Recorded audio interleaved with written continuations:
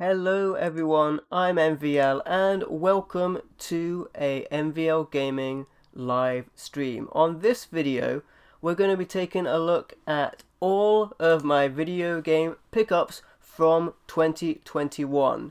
I'm going to be showing the pickups from my edited video game pickup videos throughout the year. All 12 videos are going to be included on this live stream. We're going to check out the games I picked up from these videos throughout the year, and we're also going to talk about them. We're going to talk about the process of recording, and I'm also going to reveal one massive mistake I made in technically two of the videos as we go through as well. So it's going to be a lot of fun. There's going to be a lot of games to check out here. There won't be any video game footage included in this video because I'm going over a whole year's worth of games, but you can go back and check out the videos that these came from initially. So we're going to start off with January 2021 video game pickup video, and we're going to check out the games that I picked up from that. And all of the pickup videos from this point had around about 10 games on them because I'd gone to a manageable amount from this year going forward. And sometimes they might include things that aren't games like cables and that, but for the most part for this, I'm just including the games themselves. Hey Daniel, how you doing, my friend? Thank you for 4 months of membership, my friend. You can see that coffee cup filling up. Thank you so much, my friend. Hope you're doing well, Daniel. Appreciate you dropping by. First game we have, actually, is for the Master System, and it is Lord of the Sword. Now, this is a cool platformer for the Master System. I got this complete in box. Right now I can't actually remember where I picked this up from. My memory's bad. Actually, my memory actually will come to play when it comes to that mistake I made. But yeah, we're going to go through these games. It's become somewhat of an end of year tradition for myself to do these big summary pickup videos to show you guys everything I picked up. So I hope you enjoy that. And I elected to do that again this year. So Lord of the Sword here, in great condition in the box, as you can see. There's the back of the box as well, and inside of here it is complete with the manual and the cartridge there as well. Master System cartridges are very cool, but there's an odd choice with these cartridges not to put anything on the end of the label, which I've never quite understood. They have the sticker coming round to the top of the label, and they don't put the name on the top, so you can't like shelve these in a way so that you can see the edge. Very peculiar, but there you go, there you go. You're good, Daniel? It's great to see you, my friend, and I do appreciate you being here as well, my friend. Thanks for checking out the stream. We've got a lot of games to check out on this stream. It's going to be a lot of fun. And yeah, this was a platformer, and it was a cool one at that. Love the artwork on some of the Master System boxes as well. They all had this like paper aesthetic on the back of the artwork, but often the artwork was very good. Sometimes it was a little crazy, looked a bit like clip art, but sometimes you got some really good artwork like this, and I really like this as well. This was an adventure role playing, as it says here in the corner. Yeah, great game to start us off with on the Master System. The second game we had from that video was also a Master System game. This was an arcade game, and it is Thunderblade. Great artwork on this one as well, with the chopper destroying those tanks in the background as well. Now this game was top down actually on the Master System version. Top down for the most part. It had a couple of parts that were a little bit different as well. I got this very cheap. I can't remember right now where I got it from, but I do remember that it was only a couple of pounds. It was very cheap. And yeah, it's very, very cool. Sometimes the perspective shifts a little bit, but this game is very awesome. I believe it is just the cartridge in here, but it's still good to get the case and the cartridge as well, because it means it's a lot more easily shelved.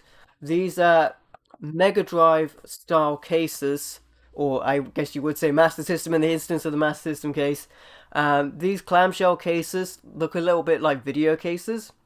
They're, I think, a lot better for keeping your game safe, especially when you compare to the Nintendo cases for like the NES or the SNES. Those cases were a lot more easily damaged because they were cardboard. You want to get a Sega Genesis, Daniel? It's a good system as well. I recently got a modded Sega Mega Drive that plays Genesis games as well at the correct speed, and Japanese Mega Drive games. And by extension, if you have the Master System converter, Master System games, which is actually how I do it. Yeah, very cool, very cool. So that's Thunderblade, or the arcade hit on the Master System right there. Second game on the first video, January there. And then we have actually a Mega Drive game, and that would be Batman. This is an awesome game, platformer, very cool. There was a lot of Batman games on a lot of different systems. I'll take this out of the box protector. I got these box protectors from My Game Vault, and they do a great job of keeping your cartridges in good condition. I think these boxes are best used on the like cardboard cases like NES and SNES. But I remember I did pick up a lot of these. My previous game room was in a more water damaged area, so these are less important for me right now, but I still think these are great to pick up. And in the UK I get these from My Game Vault, but you can get them pretty much anywhere. But yeah, I'll take the game out of that case so you can get a better look of it. It says Batman for the Mega Drive, also on Genesis of course as well. Complete in the box. I don't think the manual is in here, actually, having said that. So I don't think the manual is included on this particular game, but it's still great to have this. Fantastic game. Different from the NES game for sure. And there's the cartridge. No manual, unfortunately, but the cartridge is in there, and it's a great game at that. Sometimes I get the cartridges stuck in these things. That's my only complaint, that they don't need to grip them that tightly. But there's the cartridge, as you can see. And of course the Mega Drive games do have end labels, which helps. That certainly does help. Alright, so there's that Batman on the Mega Drive there. Great game, great platformer. Really cool. I do enjoy that game. I like any Batman game, to be fair. Hey Victory Leo, how you doing, my friend? Welcome to the stream. I hope you're doing well. I like any Batman game, and this is a good one as well, and I was happy to pick that up. Man, I actually don't remember where I picked up most of these games from. But yeah, there you go. Next up we have James Bond The Duel for the Mega Drive.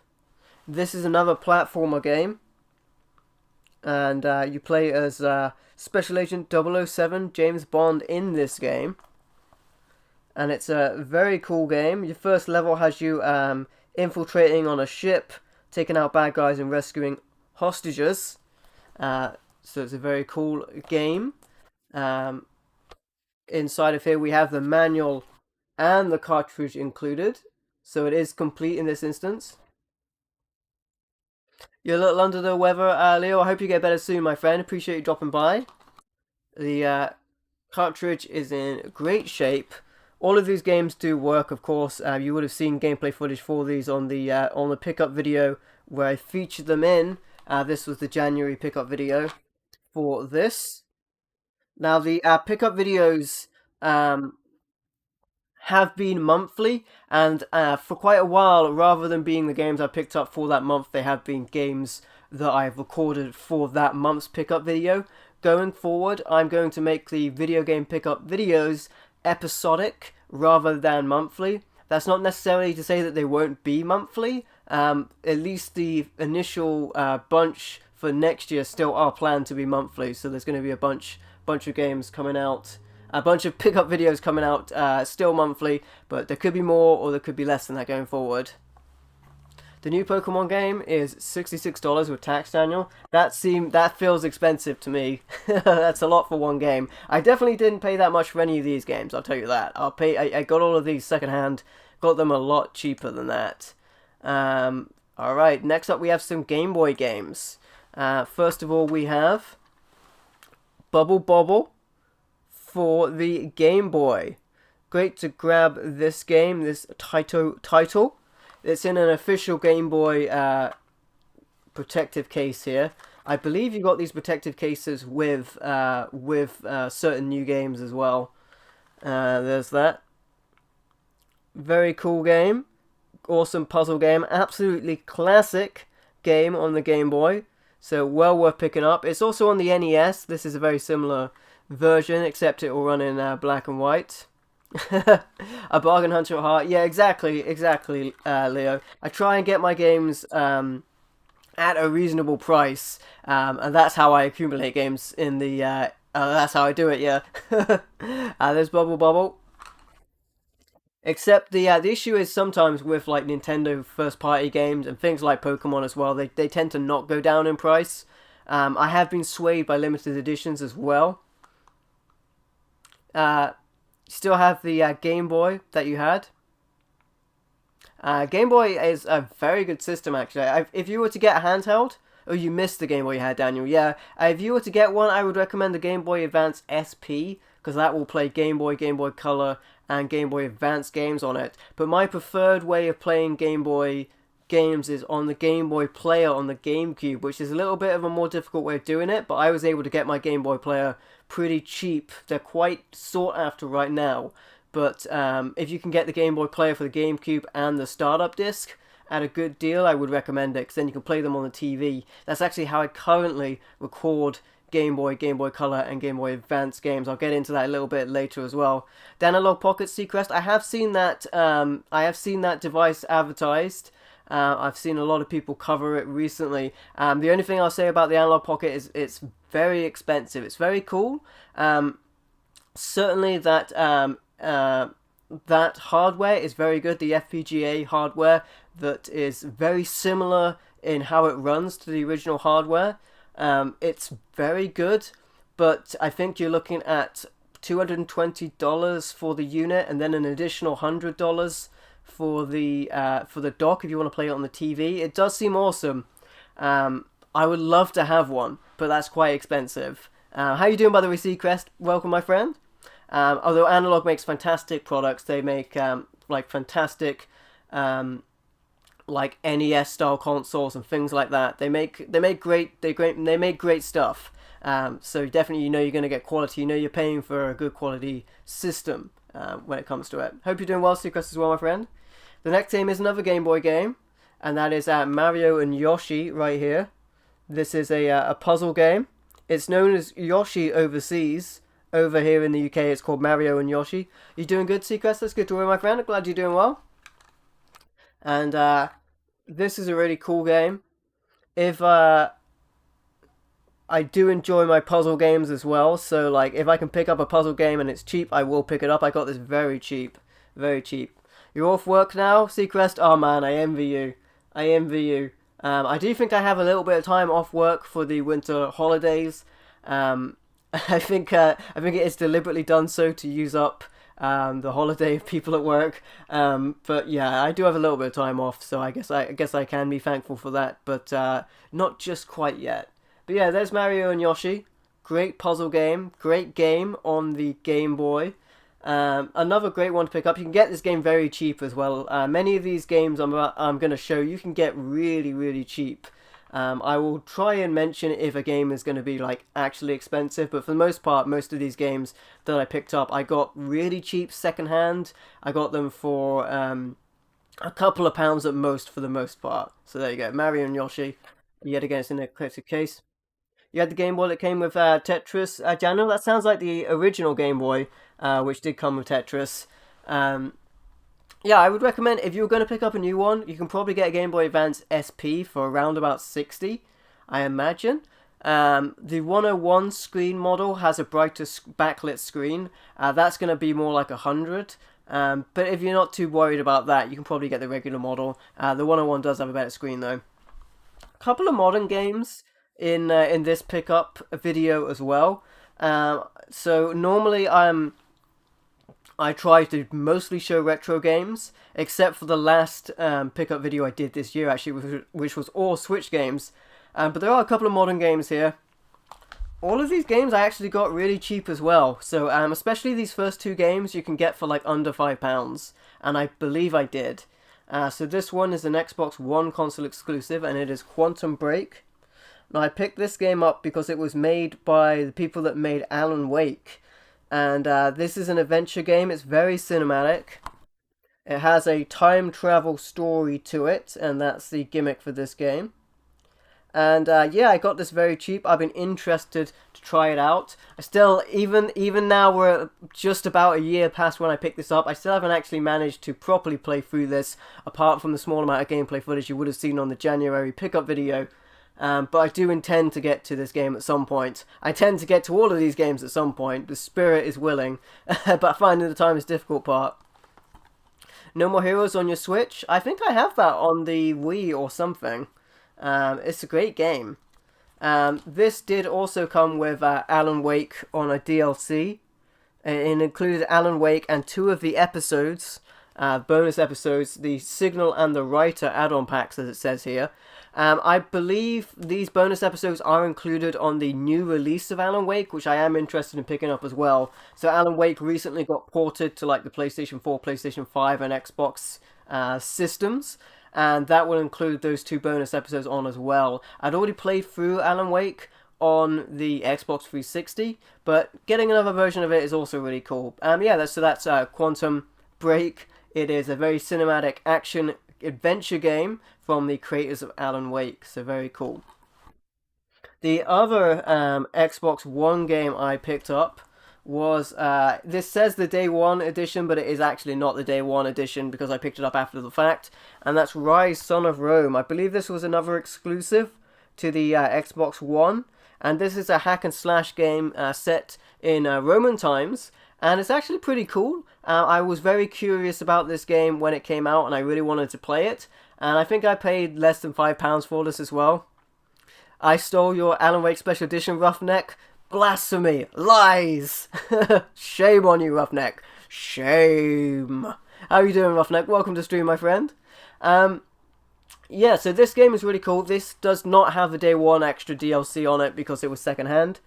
Another Day 1 game I believe that came out was Dead Rising 3. Dead Rising 3 was actually the reason I picked up the Xbox One in the first place. So there you go. And this is complete as it can be. It has the download like stuff here, the Day 1 download stuff, but it's not actually on there. You're good, Roughnet? That's good to hear, my friend. Glad you're doing well. But this game is actually really good, and I think it's really cheap right now, so you can get it very cheap, I imagine. I imagine it's probably cheap digitally as well, but I picked it up very cheap, probably from CEX or somewhere like that. And then a couple of PS4 games here, more modern games. I believe I also picked these up from CEX. And the first one is The Ninja Saviors, Return of the Ninjas. This is like a remake of the Super Nintendo game, which is very cool. Return of the Warriors, sorry. The Ninja Saviors Return of the Warriors has a slightly different title on the Super Nintendo version.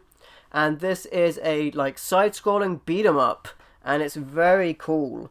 It's pretty difficult, but it's cool to get this. And this is a Taito title again. I believe this came with like a comic book in there as well. You're thinking about getting that game, Rise, Roughneck? Yeah, it's pretty good. It's pretty good. I recommend it. Another one I've been meaning to get around to playing. So there, I picked up this. I want to say this was like £10 or something, somewhere around there. But I think it was worthwhile, and that was complete with a disc and manual in there as well. There was also a like a poster or an art book. Yeah, so the manual is actually like the manual is really thick. So like the manual is like very bulky. You're getting your money's worth out of that, and the manual's full color, which you don't often get in manuals these days. You don't often get manuals, I should say, let alone a full color manual. But there's that was included there, and I believe there was also a poster. Yeah, okay. So there's stickers in here. There's the sticker sheet. And there's a poster in here as well, which I'll quickly unfurl. It's a small poster for the Ninja Saviors. There you go. I love these little extras when they are included with these things. It's nice to get them. And it's just, if you're buying a new game, it's just nice to have these little optional extras included. And there's the inlay is reversible on this as well, which is pretty cool.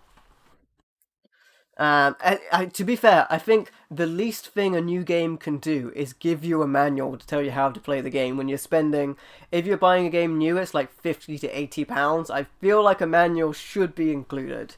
Here's another game that was really cool to pick up. This is Torment Tides of Numenera. Right, man, I remember when this came up last time, I struggled to pronounce it. Tides of Numenera. Tides of Numenera. There you go. This is a sequel to Planescape Torment. This is the Day 1 edition, which includes a physical bonus of an in-game map and a soundtrack CD. I remember I was very happy to find this because this was a good deal for sure. You played Rise, Son of Rome, Daniel, but you need to pick it up again. Yeah, it's one of the games I've been intending to get back around to as well. Yeah, this is cool. This is a role-playing game. Plays a lot like Planescape Torment, which it is a sequel to in part. And this is actually a Kickstarter version as well. So this is a pretty good find. It includes a map and a soundtrack CD as well as a manual in there, which is pretty cool. There's the soundtrack CD for Tides of Numenera. There you go. Said it right this time. And there's the map. And there are like manual pages in there, and there's the map. So you get a big old map in there as well. The map is very big, so I won't unfurl it. But there you go. I like to get those maps as well with these like role-playing games. So you can find your way around the overworld a lot more easily. So that was the January 2021 pickup video right there, which is very cool. We'll move on to February, which had another 10 games, which was very cool. So we're going to start off with a PlayStation 1 game from that video, and that would be Cyberdeck. Now this game was really weird. It's kind of like I would say it's like a bit like a snowboarding game crossed with a platformer game. Overseas, the artwork for this is very different. It's a weird game. I've often toyed with the idea of doing like a top 10 worst pickups, as well as doing top 10 best pickups. I will be doing a live stream tomorrow with 10 of the best pickups, not necessarily the 10 best pickups, but 10 of the best in a way that I can actually connect them to my capture device, hopefully, and be able to stream some gameplay footage of them. But a top 10 of sorts I will be doing tomorrow, so if you see any games you think should be in the top 10, have a think about that, because I will be doing a top 10 tomorrow. But yeah, so here's that game, Cyberdeck. It's a really weird game on the PlayStation 1. I pretty much picked it up because it looked very interesting. This is complete with the disc and the manual, as you can see here. So there's that. The inlay is coming out here. As you noticed, like European PlayStation game cases, jewel cases, are very thick. That's because the manual is thicker to include extra languages. I believe on American cases they use like CD cases, and the inlay is also the manual, which is not the case over here. The next one is also a PlayStation 1 game, and it's technically two games. And that is The World Is Not Enough and Tomorrow Never Dies on this EA double pack, which is very weird. Like the way this is set up with like the white spine, and then having both games on the same case like this, split up like this, very unusual. I haven't seen a lot of games like that, but it's two 007 James Bond games. One of them is first person and one of them is third person, if I remember correctly, and these were pretty cool. They're not as good as like GoldenEye on the Nintendo 64. I don't feel like any James Bond game has really lived up to GoldenEye. And also these are both platinum discs as well, so they are tremendously ugly silver discs rather than the black discs, and there's the manual included there as well. Rise, Son of Rome is based on real events, Daniel. I suppose it would be, except perhaps for things like the demons. in a way, Daniel, how like the film The Exorcist says it's based on real events, or like Project Zero says it's based on real events. You know, events did happen during that time, but not necessarily exactly how they played out when it comes to the media. Next up, we have a PlayStation 3 collection. And I was very happy about this. I streamed some of this as well. And this was the Biohazard Revival Collection on the PlayStation 3. I picked this up for one very particular reason, and that is because this was the only physical way, at least to play on an English system, to play Code Veronica HD version. Physically, that is. So you can pick up Code Veronica HD. You can definitely do that digitally, but to get a physical version of it, you can either get an Xbox 360 one, which I believe is region locked, or you can get the PlayStation 3 version, which is not region locked. So this is a great version to buy. All of the subtitles are in Japanese, and all of the in-game text is in Japanese. It's not a massive problem when playing this game. To be fair, either of these games, Resident Evil 4 or Code Veronica, but it's a really good collection of games as well.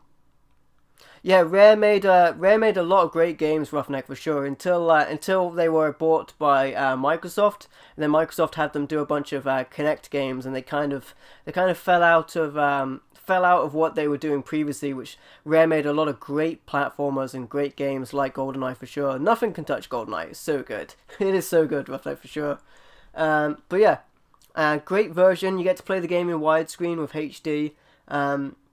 It's certainly a fine way to play it. I've played both games on this. They're still very playable, and they are included. There's an English manual in this, despite there not being any English language on the game, which is very interesting. But yeah, there you go. But so the manual's in both Japanese and English.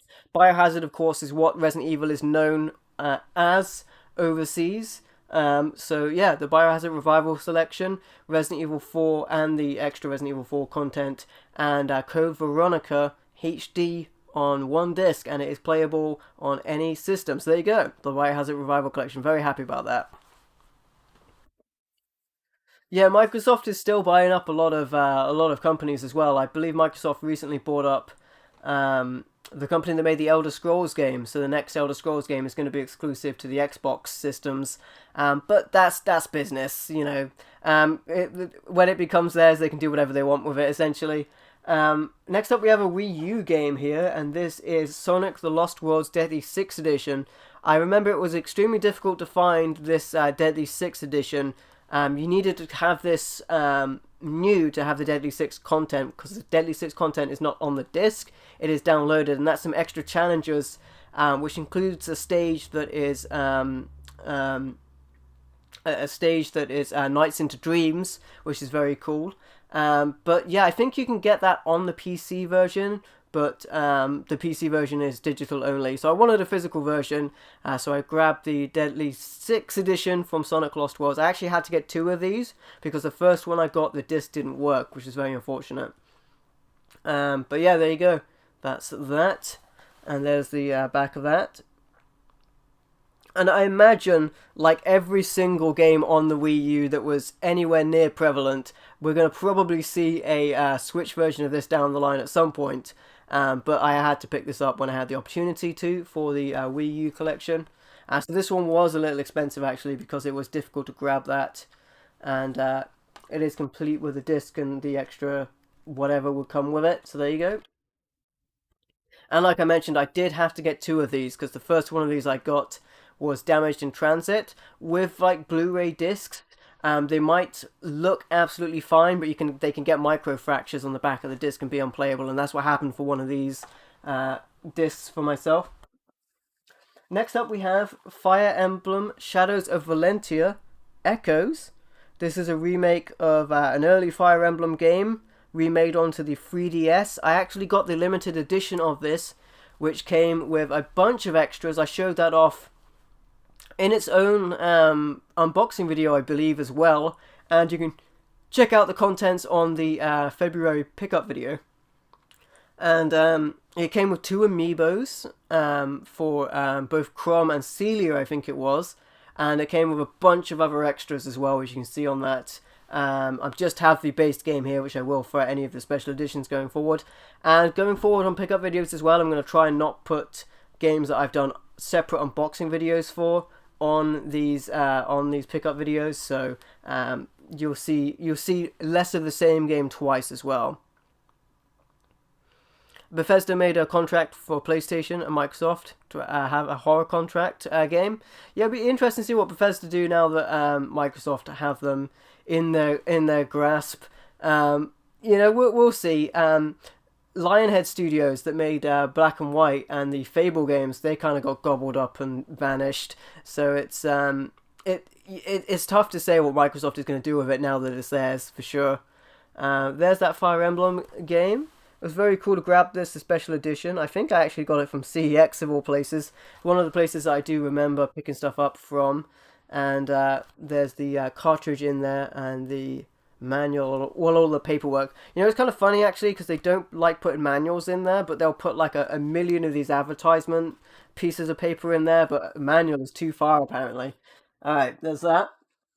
And then a couple more modern games actually. You'll see less modern games on some of the other pickup videos, except moving into the last one, which is all Switch games. I did that as like a one-off. As a matter of fact, the Switch game pickups I intended to do as an extra video live, but I just decided it was better off doing it as a edited video because it would be a lot better quality. Also, I was planning on making the December pickup video an Evercade VS pickup video, and since that got delayed, the system release that is, I ended up pushing that back to what will be January, and that meant that I had to do that video for the Switch one for December. Modern game here, Blair Witch. I actually picked up this game specifically so that I would have it to talk about when I did my Halloween video, and as you guys might remember, my previous year's Halloween video was the Blair Witch Trilogy on the PC. Great series of games from Terminal Reality. The first one is anyway. And then the other two are from different companies but using the same engine. Absolutely amazing bunch of games. As you know, this year Halloween I did another Terminal Reality game. I did Nocturne. So that was a lot of fun as well. Very cool to show those. And yeah, hope you guys enjoy that. If you did check out the Halloween special, that is. But I picked up this game purely to talk about it. Purely to talk about it for that video. So I played a little bit of this game. It's got psychological horror elements to it. I would also say it's kind of got walking simulator elements to it. It can be a little slow to get going.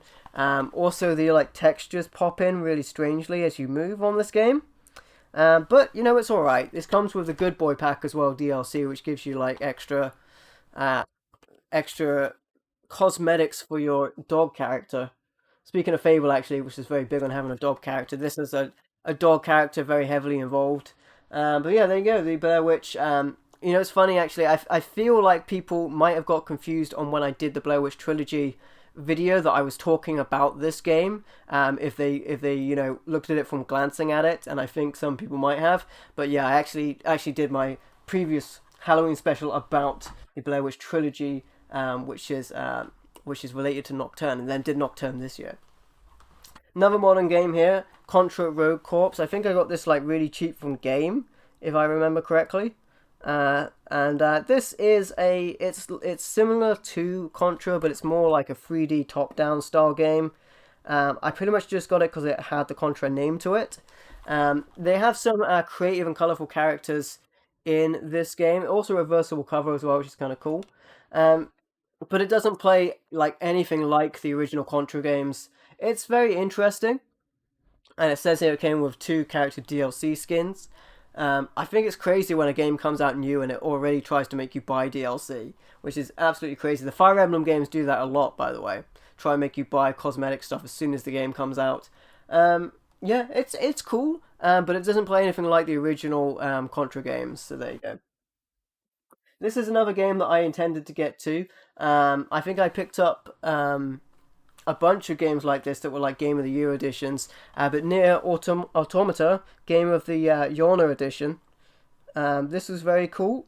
I played a fair bit of this, but it got a bit grindy as RPGs do. This game has shmup elements to it, and then it has RPG parts. I really loved the shmup and the hack and slash parts, but when it came to grindy RPG parts, this game, for me, I know a lot of people love this game, but for me the gameplay really slowed down and it made it difficult to like keep going. It comes with like game add-on codes to it. I wish it was all on the disc, but that's a shame. And the case as well is reversible as well for a reversible cover, which is pretty cool. It is a really good game. Another thing that I hold against this game, to be fair, is that I'm not a big fan of robots, which makes it a bit hard to play games that the characters are robots, because I just don't have any connection to robots. They're not people, they're robots, you know. And that question is supposed to be a big part of this game, and I just don't have any attachment to robots. They're just robots. So yeah, there you go, Neo Automata Game of the Yono edition.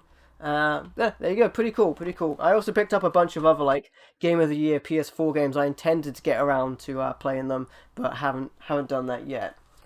Two more modern games that were also on this pickup video as well.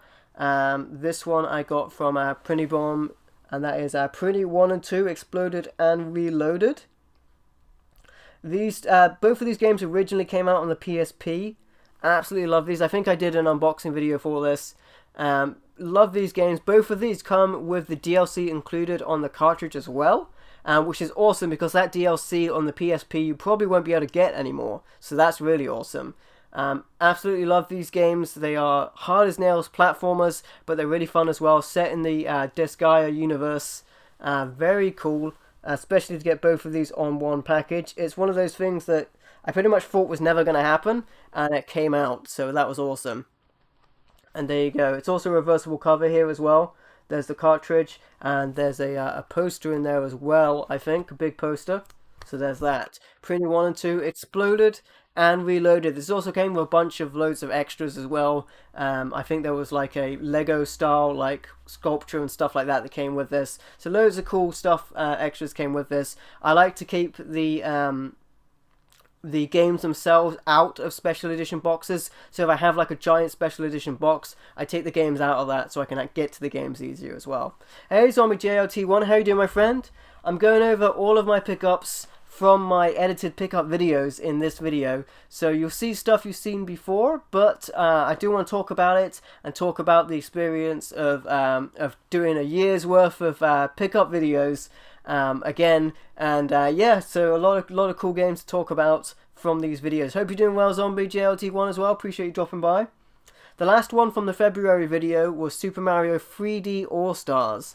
Now, as you guys know, this game came out as a limited edition, both physically and digitally as well, which caused a bit of a ruckus. I did end up grabbing it. I did have to buy it at full price, but I felt like it was worthwhile because it was 3 games on one cartridge. And for the most part, these games play pretty well on the Switch, with one exception. There's no manual in there, but there is the cartridge, of course.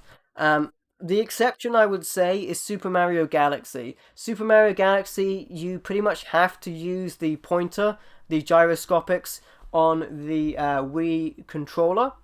And it's not as good as using the infrared on a Wii controller as it is using the gyroscopics on the Switch Joy-Con controller. Even though they might seem like similar technology, they are completely different technology.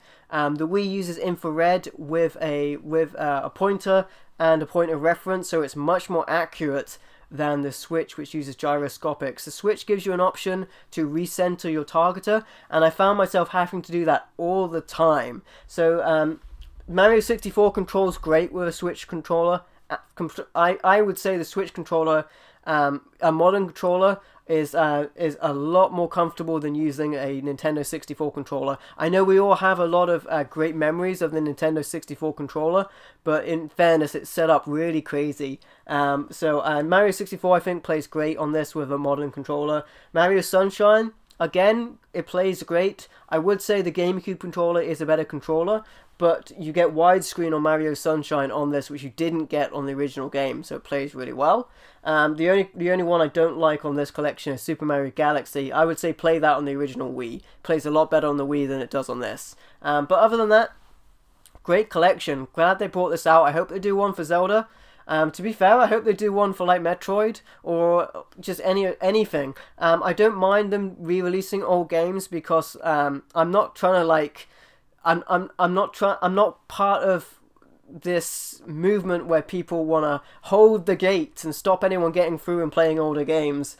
I think it's great that people are able to grab these new collections of games, especially if they haven't played these games previously. You know, I have these games previously, and I picked them up again as just another way to play them. But I would especially say for anyone that hasn't tried these games out before, definitely try picking up this collection. You may well enjoy it. I know some people won't touch older games because they are old. That's a shame. That is a shame. Shame on Roughneck. Not specifically, but just generally. I would say try and grab a copy of this. This might have gone up in price as well since, I'm not sure, but they made so many of these. I think you can still get this new. I think you can still get this new. They made so many of these, even though they made it in limited quantities to make people panic buy it. I would still imagine you can pick this game up for new. Alright. Then we would move on to our next pickup video, which would be March. We're starting off with an NES game, so some actual retro games. Alright then. Go grab that. First off, we have an NES game, and that is Rainbow Island. Awesome to have this. Rainbow Island's PAL A copy. Puzzle game, bit of platforming style elements as you jump up the rainbows to make your way to the end of the stage. As you move above on the screen, a little bit of label damage there. Tiny bit of label damage.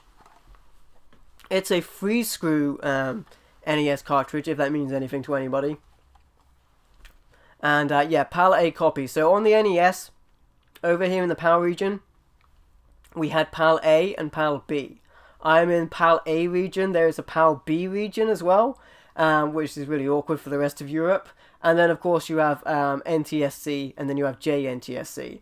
I've actually modified my NES to be region free, but having said that, I still have a PAL NES, so it still doesn't play a lot of NTSC games.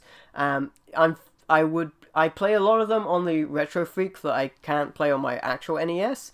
But I would love to have a solution for that as well. Maybe like an analog system, that would be pretty sweet. But expensive, of course. I also modified my NES to be a front loader with a Brinkley wind so it doesn't push down.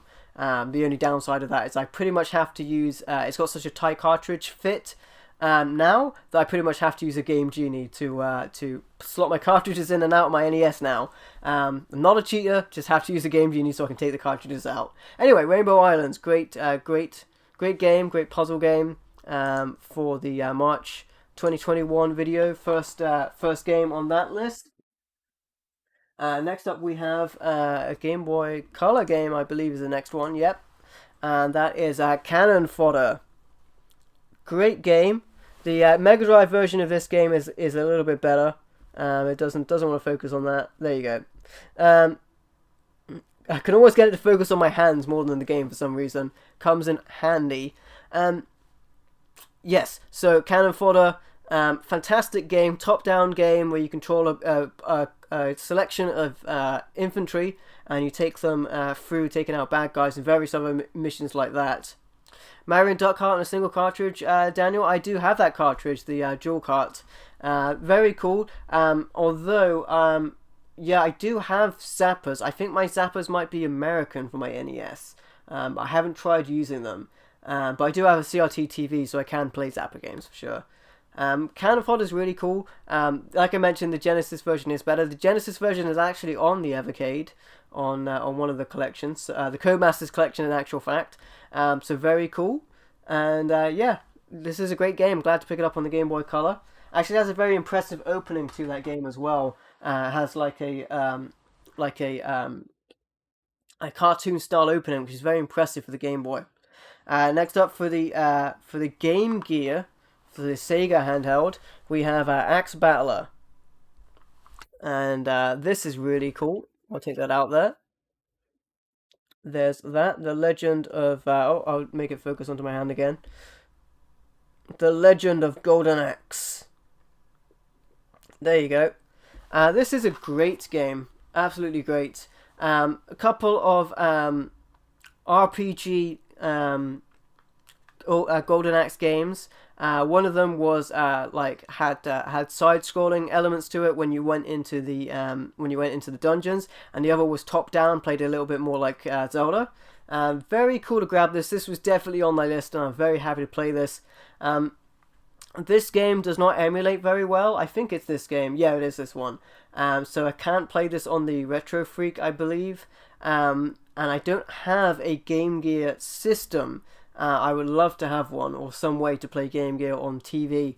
So yeah, this game's a little awkward to play, but I think I had to use emulated footage when I had this on my video.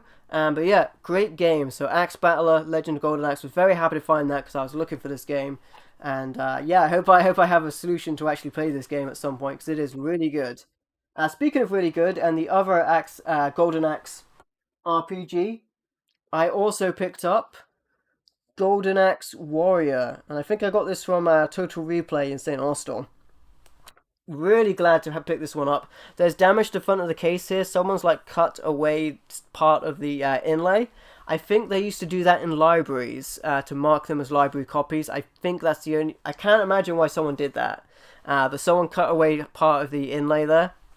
Unless it was a reprinted inlay and it wasn't printed very well. I don't believe there's a manual in here, but I got a great deal on this. And yeah, this was an RPG set in the Golden Axe world. This one was top down, I believe. So yeah, Axe Battler that I just showed you, when you went into the combat, it became side-scrolling. On this game, I believe it was all top-down. Played very much like Zelda. Very cool game. Adventure role-playing, it says there, and it's awesome. The Master System has such great graphics to it for an 8-bit system. You would think it was 16-bit sometimes. And just the cartridge in here, but still a great game to grab. Golden Axe Warrior.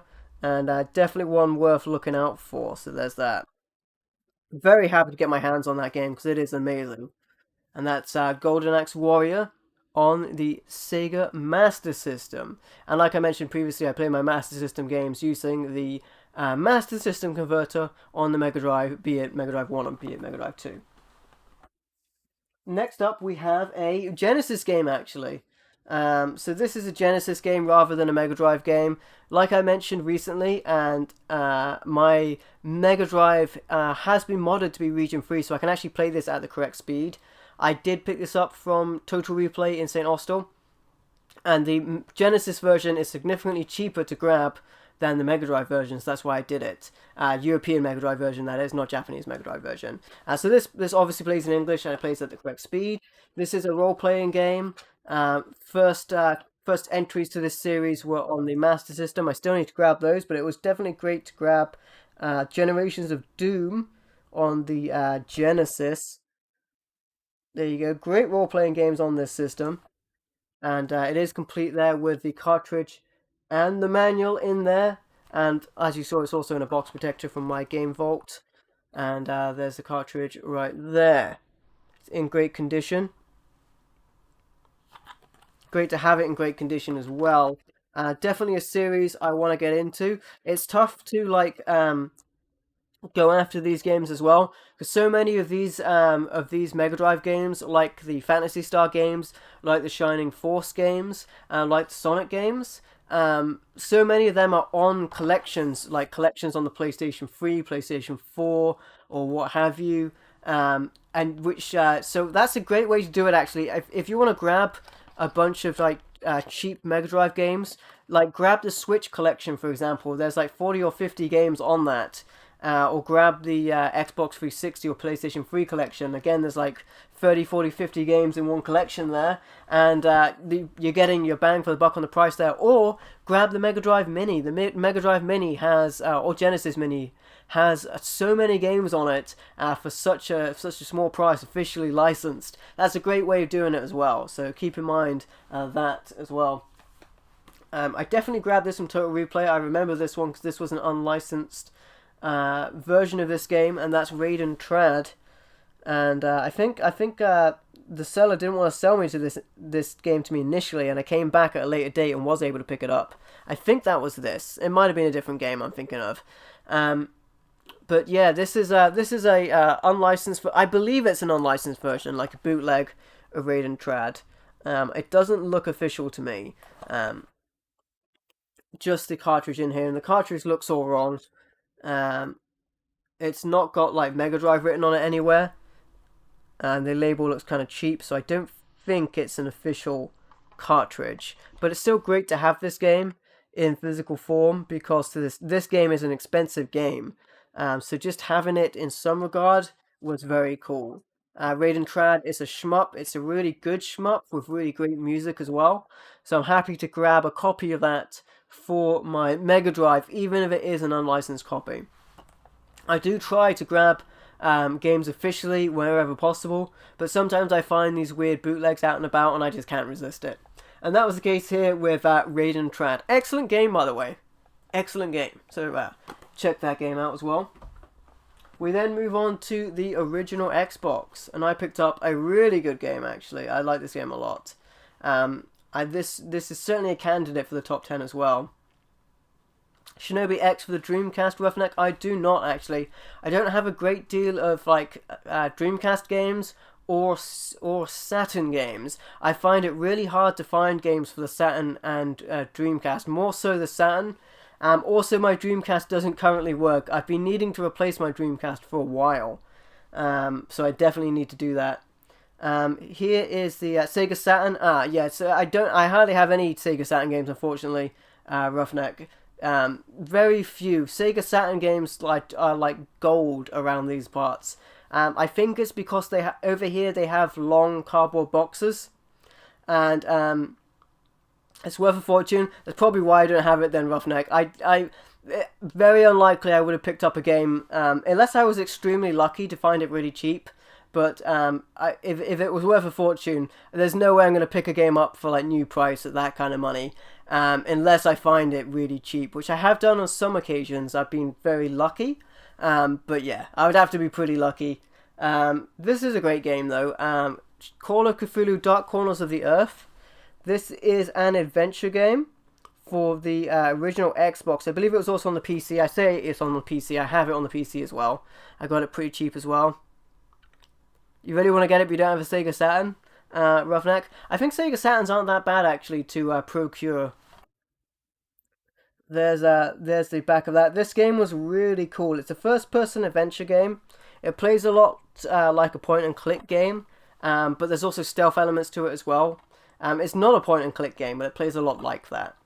And this game's really good. I also have a PC copy of this I picked up recently. There's the disc and manual for that. Great game, Dark Corners of the Earth. This definitely would be a candidate for my top 10 pickups. But I have selected my top 10 pickup games in a way that they will be easy to go between different systems, so I'm not using too many different systems. So we'll see if this ends up on there or not, but it definitely deserves to be on there. Alright, next up we have another original Xbox game. And this is one I was looking for a while, actually. And it is The Elder Scrolls 3 Morrowind.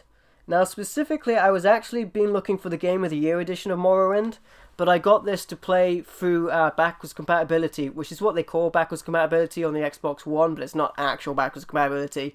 But that's actually a good thing, and I'll explain that in a minute. But I actually wanted the Game of the Year edition of this, because the Game of the Year edition has extra content. But if you put any version of Morrowind, like this version, for example, in an Xbox One, it will give you the Game of the Year edition. Not only that, but it will update the graphics and it will update the performance so it runs better and looks better than it ever did on the original Xbox. And that's why I got this. So on the original Xbox, this game plays a lot better than it... Sorry, on the Xbox One, this plays a lot better than it did on the original Xbox. And it looks stunning. So I was very happy to try that out. And yeah, this game is awesome. Been looking for it. I still want to get the Game of the Year edition. But as it stands, if I use the Xbox One, I can play the Game of the Year edition content for Morrowind from the disc, even though it just downloads like a different version of the game, and you use the disc for digital rights management, DRM. It's still great to have this on the disc. But there you go, and I can play this in the original Xbox if I like to as well. Next up, we have a couple of modern games here for the PlayStation 4. For Final Fantasy XII: The Zodiac Age, I have a steelbook case here for this game. Nice one, nice, Roughneck, nice. This is a really cool role-playing game. I've been putting aside a lot of these role-playing games to try and find time for them later. At some point, I really do want to play this game and play it through. I think this also came with like some like background music DLC from like the original version. The steelbook case here looks really nice. So that was absolutely awesome to grab that. And I'll open that up. Oh man, this case feels like it's breaking. That's really bad. The case kind of feels like it's actually breaking a little bit. So, oh well. I guess it's just a cheap steelbook case. That's a shame. Yeah, it feels like this case is going to break like if I open it too much. It probably will. Oh well. That's what you get with these cheap steelbook cases. Anyway, that's Final Fantasy XII: The Zodiac Age. Another steelbook case here. I think I got this in a charity shop for really cheap. And it is, it's Watch Dogs. So there's that. And on the other side, we have the other character. This game plays a lot like Grand Theft Auto. It's like an open world game. I don't have any... If there's supposed to be any sleeve on this, I don't have it. This case feels like it's in a lot better condition. I only paid a couple of pounds for this. And this is like one of those Grand Theft Auto style games. So it's like an overhead action game where you do driving, you do like combat and all that stuff. Really interesting game. It was cool to grab this. And I grabbed it for really cheap. So that's Watch Dogs on the PlayStation 4. That's the last one from that video. So that was the March 2021 pickup video. The next one we have is April. So I will grab the games from that video, which is actually over here. Alright. April 2021 video game pickups. Alright, I've got the games all over the place as well. Okay. So, first of all, we have an NES game, and it is Kabuki Quantum Fighter on the NES. This is a platformer. It's set in the far future, where a computer virus has taken over the world, and you step into the machine as the Kabuki Quantum Fighter to take it on yourself. Very cool game. And very awesome to pick this up. I do enjoy picking up NES games, especially when I can get them in the dust cover sleeve as well. So there's that. Kabuki Corner Fighter, great to grab that game. Wonderful game, and yeah, it's very fun. I like that game a lot.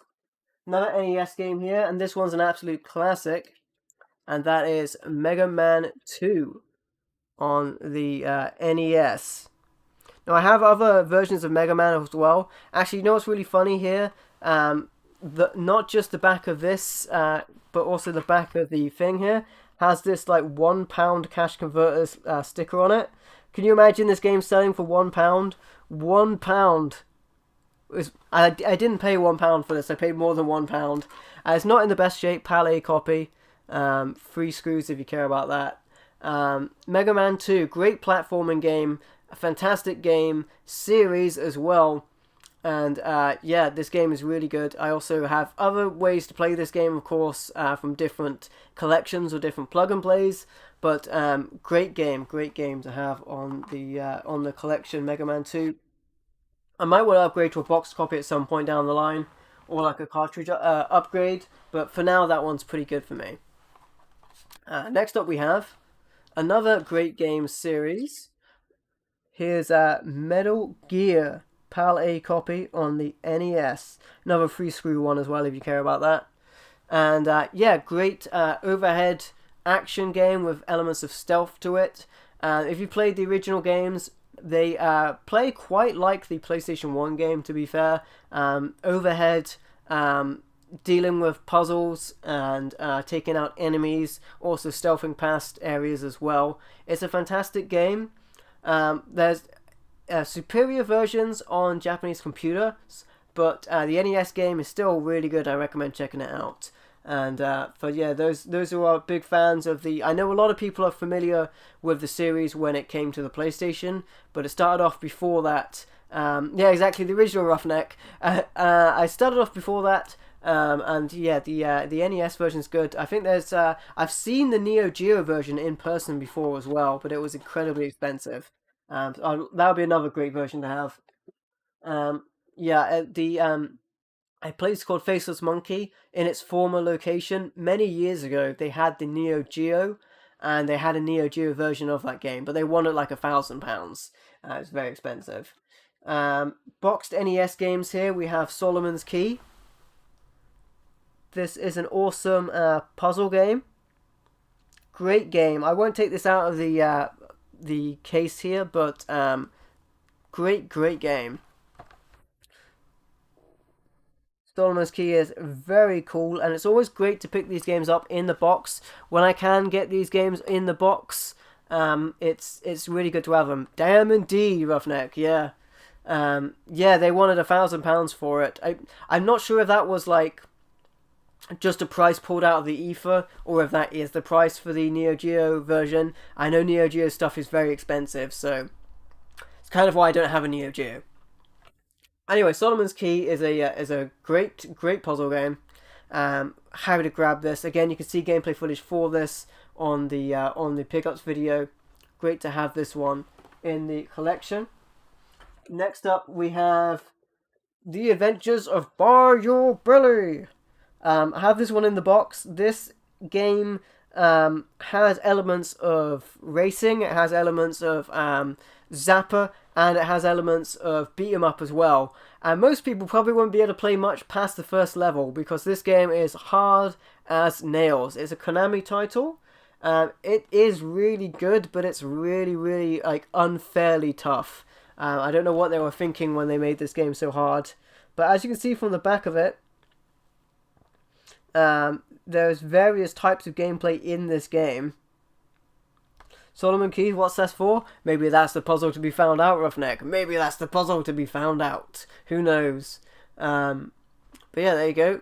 But Adventures of Bayou Billy, and I'm emulating myself the digitized voice from the start from The Adventures of Bayou Billy.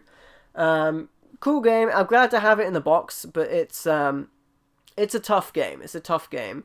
Like it's merciless at the very start. You're just gonna get wrecked all the time by the bad guys at the start of this game. So there you go. Super Nintendo game next. We're on to 16-bit. And the next game is Jurassic Park. This is a really fun game. It's a top-down game.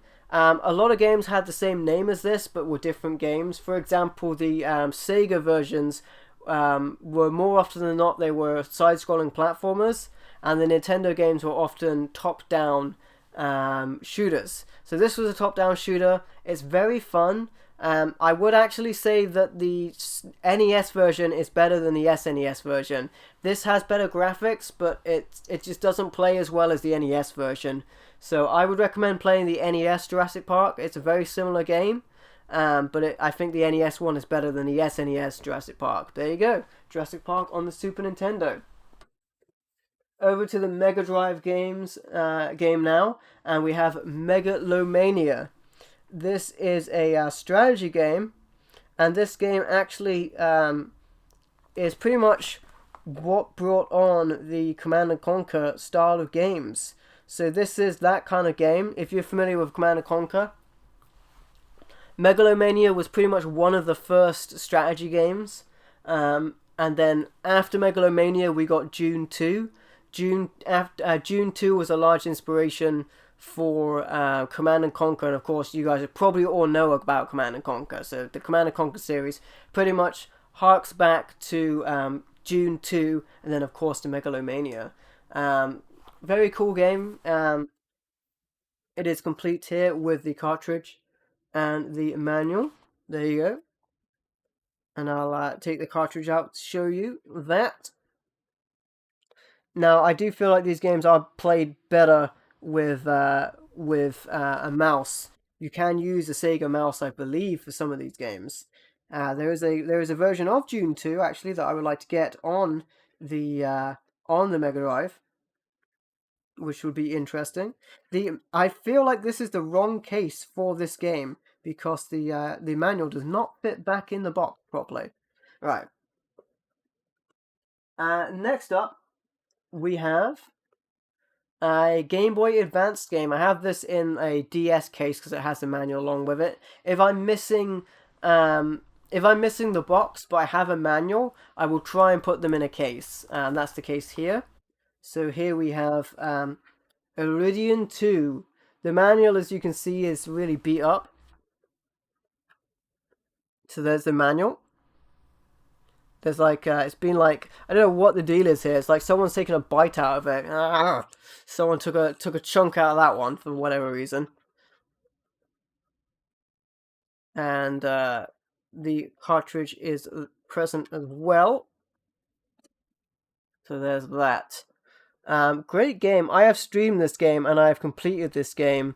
I streamed it on Twitch, so there isn't a replay of it. But believe me, I have completed it. I did a couple of streams on Twitch that were not to be archived because not everything has to be archived. It's a very casual stream. And yeah, I beat this game. I may stream it again at some point down the line. Who knows? And then, there will be footage of me beating it. But yeah, I have beat this game. Very cool. Alright, I'm actually going to leave this one out, and I'll explain why later. Next up we have Dino Crisis 2 here. Great to grab this game. It is a action horror game. Plays a lot like the original game, which was a survival horror. This game is heavy on the emphasis of the action. So you're shooting down dinosaurs at a fast and frantic pace in this game. There's a thing that I was telling you about getting hints and tips. This is actually completely complete because it's got the warranty card in here, the manual, and of course the disc. Dino Crisis 2, great game. Great to have that one in the collection and in good condition. And here's Shenmue 1 and 2 for the last of that video. I have both Shenmue 1 and 2 previously. I have Shenmue 1 on the Dreamcast. And again, I actually did a stream and completed Shenmue 1 on Twitch. They were very casual streams, so I didn't archive them. And in actual fact, the game is very long. So it would have been really long if I did. But who knows? Maybe down the line. I say maybe, more often than not. It maybe is just a maybe. But yeah, maybe down the line I will redo them and do archived versions.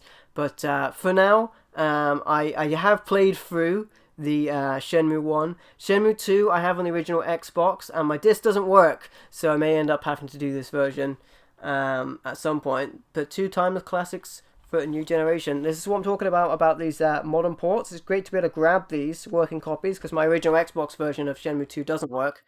The original there's a poster inside there as well. The original Xbox was pretty much the spiritual successor of the Dreamcast. Actually, my Dreamcast doesn't work. So yeah, I'm all kinds of technical difficulties with my previous copies of these games. So it's good to have these ones as well. Shenmue 1 and 2. Alright, that's the last pickup from that one, which was April 2021. We move over to May 2021. We're starting off with some NES games. There you go. First of all, we have... It's Batman! The video game. PAL A copy. Great game. This is a platformer. Backup, yeah, to be fair, Roughneck, I do need a way to back up discs, if I can figure that one out. For all of my cartridges, I have them, I have the ROMs extracted on the Retro Freak. Having said that, I have tried using those ROMs on the Retro Freak on other systems and they don't work, so I think they only work on the Retro Freak, but, I digress. I'm Batman! Yeah! Batman, the video game. Platformer, beat 'em up elements to it. Very good game, very cool. Great to have this Sunsoft classic on the NES. Very happy about that game. And it's really good. And one more time, I'm Batman. Yeah. Alright, Batman. Next up we have a really weird game, and that is Crackout. Puzzle style game, very cool to have this one. Palcom game, PAL A version. Look at the artwork on that game, by the way. How weird is that? Now this game is very cool, and you can see from the gameplay footage of this if you were to check that out. This game is very wild, but it's very cool, and this is the kind of game I love picking up for the NES because it's just so unusual. But yeah, there you go. Crack Out on the NES. Next up we have Isolated Warrior. This game's really good. This is like a isometric shooter. Been in a fair few no, Crack Out, Roughneck. Crack Out is the name of the game. This game is very cool. It's like an isometric style shooter. Very cool, fast paced, a lot of action, a lot of dodging, things coming towards you, a lot of firing forward. Very cool. This is I think this is a PAL A version. Yeah, I think. Doesn't say PAL A on it. This might be an American game, who knows. There you go. Isolated Warrior. I should be able to tell from the shape of the Nintendo logo. It's circular, so I'm just going to say this is PAL A. It does say UKV on it, but it doesn't say PAL A or PAL B, so that's interesting. Okay, I'm gonna assume it's PAL A. Alright, Isolated Warrior. The Nintendo seal of quality will be circular on PAL games and oval on American games, I think. Next up we have Pinbot. This is a pinball game, very cool. Based on the pinball table of the same name, so awesome to have that. Pinball games I find a lot of fun, a bit in the same vein as shmups, where you only need to play them for a short amount of time. You can get a lot of enjoyment for them. So things like pinball games, things like puzzle games, and things like shmups, shoot 'em up games, I do enjoy because you don't need to spend a lot of time commitment on them, and they're really fun. And yeah, Pinbot on the NES, another great game. And then I'm pretty sure this is the PAL A version again. It says UKV on it. So yeah, there you go. Pinbot. And then next up we have Time Lord. This one definitely says PAL A on it. No relation to the television show Doctor Who. In this platformer, you're going back and forth through time and space to defeat some enemies that have beset the world. Time Lord is a cool NES platformer, and it was an awesome game to grab as well. Only to be used with the Mattel and NES versions of the Nintendo Entertainment System. So we actually had two different versions of the NES over here in the UK. We had the Mattel and the NES versions. One was initially sold only in a pharmacist, actually, I believe, and then we had a wider release as well. So there you go. And it will say that on the front of the NES cartridge door, like which version it is. Next up, we have Game Boy Advance. Pinball machines are expensive, Daniel. Yeah, to be fair, I'd love to get a pinball machine, but not just like having them and having space for them, but maintenance for them as well. Seems like it's going to be a lot. Game Boy Advance, we have Ms. Pac-Man Maze Madness. This is a maze crawler game, and it is awesome. Really good game, actually. I would say this is one of those instances where, like, when you talking about the original Ms. Pac-Man, it's like, you know how like Aliens is arguably better than Alien? I know a lot of people feel that way. I would say like Ms. Pac-Man is arguably better than Pac-Man. And Ms. Pac-Man Maze Madness is another cool game. This is a modern game. It's got like modern style graphics and modern style gameplay. Yeah, maintenance on like pinball machines, Roughneck. So like pinball machines have a lot of moving parts, and they have a lot of like lights and stuff that need working on. Like they're not, especially when they're so old, like they're not gonna stay in good condition for quite a while. Yeah, upkeep. Yeah, exactly, Roughneck. That's what I mean. Anyway, Ms. Pac-Man Maze Madness, cool game there. I actually remember picking up these Pac-Man games because it was Faceless Monkey, their new iteration in Pannier Market in Truro. I was gonna grab a collection of Pac-Man games, including a Pac-Man handheld. There was like a Game & Watch style LCD handheld, and they got there before me and picked them all up. So I was only able to grab like through the reseller 3 of these Pac-Man games, but I still ended up picking those up. This one is the Pac-Man Collection, but these would have been mine for cheaper, and I would have had a Pac-Man LCD handheld. This is a cool game. It includes 4 different Pac-Man games on one cartridge. You've got the original Pac-Man or a version of that. You've got Pac-Attack. You've got Pac-Mania. And you've got Pac-Man Arrangement as well. And I think Pac-Man Arrangement was new to this collection physically anyway. Very cool, different versions of Pac-Man. Very fun to play. 4 of them on one cartridge. You're getting a terrific deal here as well. And that was really cool. I wish I'd got the rest of that collection. And then lastly, for that collection, we had Pac-Man World. This game was also on the PlayStation, I believe. This version is a little bit dumbed down for the system. It's got like kind of an isometric view in parts, and partly a side-scrolling view in other parts. It's a more modern take on the Pac-Man character, playing a more modern style of game. So it's interesting that this came about. I prefer the original Pac-Man style games, but definitely I can see a lot of people liking this as well. If I was to pick between this, the originals, or Ms. Pac-Man Maze Madness, I'll probably pick the originals, then Ms. Pac-Man Maze Madness, then Pac-Man World as a distant third. But it's still pretty good.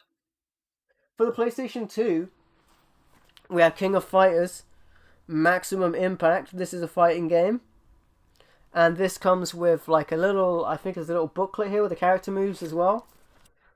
Included with the game as well. I think there might be a DVD in here as well. For fighting games, I've got to be honest guys, I mostly just press all of the buttons. I used to really try and remember the controls for like Mortal Kombat or like Tekken or what have you. But nowadays I just press random buttons.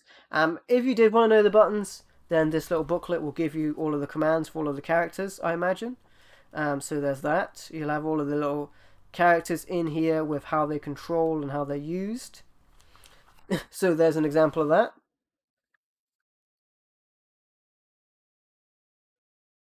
And then also in here is the game disc itself. And I think there's a DVD in here as well. Yes, there's a DVD in there as well.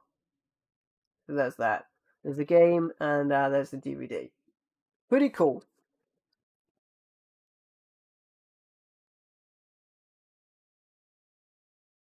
Finding the right person to work on a pinball machine as well, Daniel. Yeah, for sure. I've had a lot of trouble actually with older consoles, finding people that are even prepared, like to repair CRT TVs. I can't find anyone where I'm at.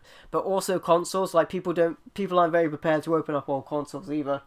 And then the last one from this video is Lord of Arcana, and this is the Slayer edition. Now this game is a action RPG where you go dungeon crawling. Very cool. There's the back of that one. And this one includes a soundtrack CD and an art book as well in there. So included in this package. So it's very cool. And I really like how the... oh, I just dropped the soundtrack and the case. I really like how the UMD's casing is red as well, which is very cool. You don't see that very often. So there's that. And that is that's complete with the UMD and the manual in there, in that cool red case. It looks a bit like in America they did red PS3 cases for budget games. We get silver cases over here for our budget games. There's the little soundtrack CD that comes in there, tiny soundtrack CD with a couple of tracks on that. And then it also came with this art book as well. And the art book has various artwork for the game inside of here. So we'll just go to some random page and show that. I instantly closed the book from the first page. There's that. And then there's the other page I accidentally showed. The Art of Lord of Arcana. Alright. I'll go put that away. For the most part, I normally take games out of their special edition packaging, but this one, it was so small that I just decided to keep it in there. Because it wasn't that big a bother to take the things out. In this instance. So there's that. Alright. Lord of Arcana, the Slayer edition as well. Alright. So, that was from my May 2021. We're going to move over to June 2021, which is the last bunch of games that's on my left side. So after that, I'm going to have to awkwardly reach over to the right-hand side. But yeah, we're going to start off with a Master System game, which is cool. Alright.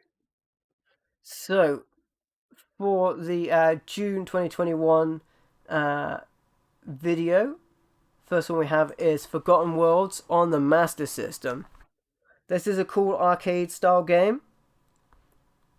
Top-down shooter, very cool. Action.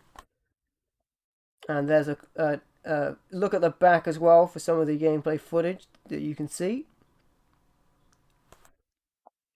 And this is complete with the cartridge and the manual in there as well.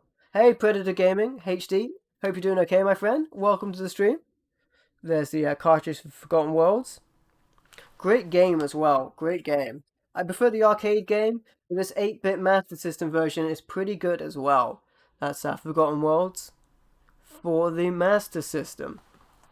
Got another Master System game here, and this one is really cool. And this is Sega, and this game is Darius 2. And it was also known as Sega. It's a Taito title. Look at that artwork as well. I'll get it out of the case there so you can see what it looks like. But here's that. So there's the artwork from the front. Very cool looking artwork on the front there. And there's the back. Got a Sega sticker still on it. And this is a shoot 'em up game, also known as Darius 2.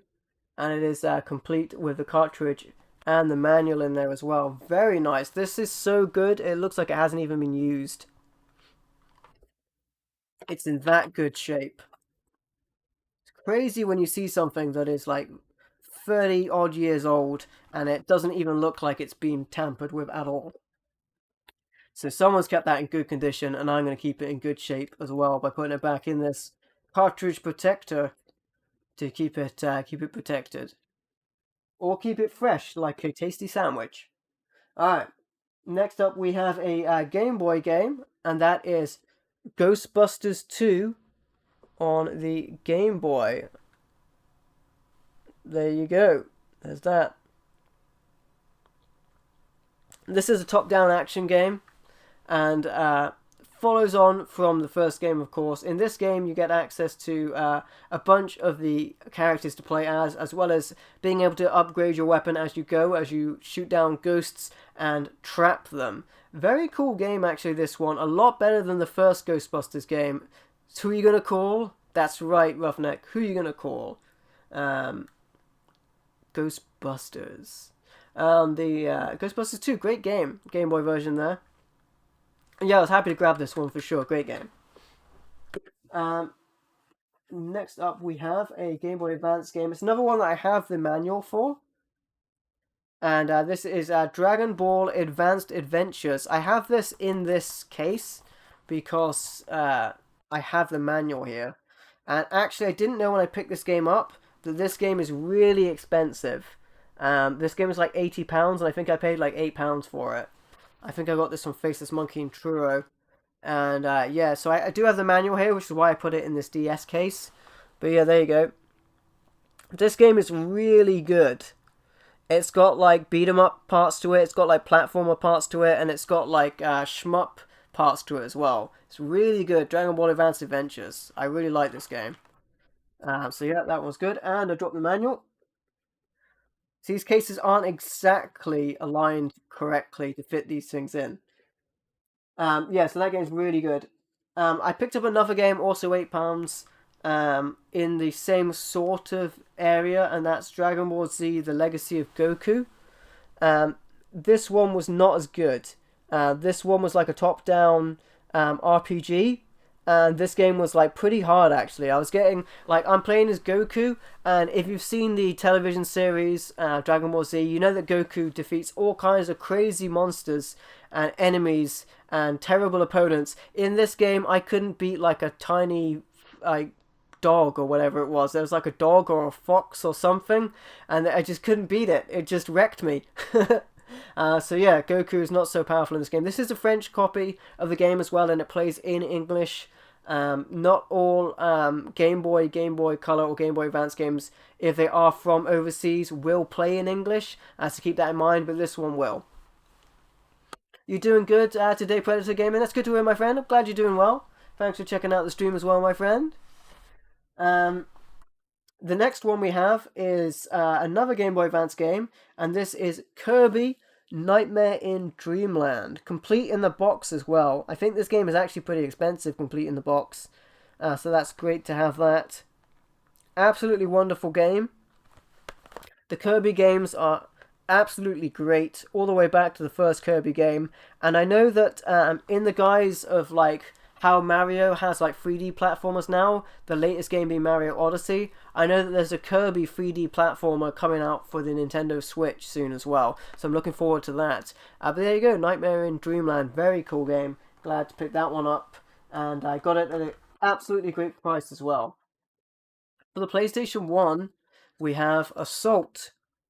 This game is really fun. This is like a top-down action game. And man, this game, I didn't know anything about it when picking it up, but it's really fun. You just blast everything, and I can't really ask for more than that. You just blast everything in this game, and man, this is definitely going to be a candidate for the top 10 video game pickups video tomorrow, because this game was so much fun. You just blast everything. You get the idea from the title. It says on the front here, a pulse pumping sci-fi shoot 'em up. PlayStation Plus give it 88%. Great game. Yeah, didn't know anything about this game when I picked it up, and it was absolutely amazing. And it is complete with the manual and the disc in there as well. So there's that. Alright. Next up, we have another fighting game, and it is Guilty Gear. You guys know my tactics of fighting games. I just press all the buttons and see what happens. And this is one of those games where I just press all the buttons. I even did that on the gameplay footage for this on my pickup video. Just pressed all of the buttons and hoped for the best. Complete with a manual. It's a very thick manual as well. Like this is a massive manual. Like man. And then there's the disc as well. I think it's because it's got all of the moves in, and it's got all the different languages in as well. So it's very big. Next up, we have an interesting platformer. This is Terracon. You play as an alien in this game, and they made a machine to terraform planets, and that machine has outlived its usefulness, so they're about to turn it off when it becomes sentient and strikes back against the alien race, destroying them. And then you have to save your people from... That's a book, not a manual. It is Roughneck for sure. Then you have to save your people from this machine that has gone rogue. The opening scene of this game is so bloody. This whole civilization gets destroyed, and bits of bloody bodies are flying through space as your character looks on, screaming. It's just amazing. It doesn't look like that. It looked like a very friendly game from the outset, but it got real quick. I think this was only released in Europe as well. I could be wrong, but I think it was only released in Europe. There's the disc and manual included as well. Interesting game, Terracon. Interesting game. The visuals, if anything. And then lastly, we have a Zapper game. This is Silent Scope Complete on the original Xbox. This is 3 Silent Scope games in one. You got 4 games in one. My apologies. I forgot that one of them had an arcade version and a regular version included as well. So it's actually 4 games in this package. Yeah. All 3 arcade hits and the console original. Okay, that's the way around it is. So 3 console games and 3 arcade games and 1 console version of one of them. There we go. That's me out of confusion. What is confusing about this is that the way Xbox does zappers on this game is really weird. So other companies with their zapper games, the zapping works when you fire, the screen will flash white, and that's how it will figure out through the screen flashing white where your cursor is pointed. or where your zapper is pointed rather, and that's how it will figure out your accuracy. For some reason, Xbox didn't want to have their console flash white. So the way the zapper works on this game, and it's really weird, you have to turn up the brightness of your TV to essentially almost unplayable levels. You have to turn the brightness up as far as it will go, and I'll tell you, I had to use a specific Philips personal monitor when I recorded the gameplay footage for this, because no other screen that I had, because you need a CRT screen, and no other screen I had went up nearly bright enough to actually use the zapper on this game, because it needs to be nearly white. It's unbelievably ridiculous how they had this game play. So this game is very difficult to play with the zapper, and it's unfortunate, but it is cool that it exists. Silent Scope complete. You might want to use a controller on this instead of using a zapper, so you have been warned. You can see it in my video, actually, how that ends up being. Actually, the monitor I used broke after using it as well. Not because I turned the brightness up, the actual button broke. You're not going to get it then, Roughneck. Alright, so that was June. We're now going to move on to the July 2021 pickup video. My other games are on the other side, so I have to go over and grab them. Alright, so let's bring a couple of these closer to myself. And we'll, I've already dropped them. Amazing. Alright, so we're on to July 2021 here. And we're going to start off with a couple of Game Gear games. So first of all, we have Aerial Assault. This is a cool game. It is a shmup game, shoot 'em up game, and I believe this game was also on the Master System, but it was cheaper to grab this on the Game Gear, so that's what I did. Grab the Game Gear version because it was a lot cheaper to grab this version. Very happy about that. Great game to grab, and I grabbed a cheaper version of it, so I was happy to grab that. Next up, we have a breakout style game with a twist. This is Devilish, and in this game, it plays a lot like Breakout, where you're a bat at the bottom of the screen and you have to push a ball forward to break blocks ahead of you.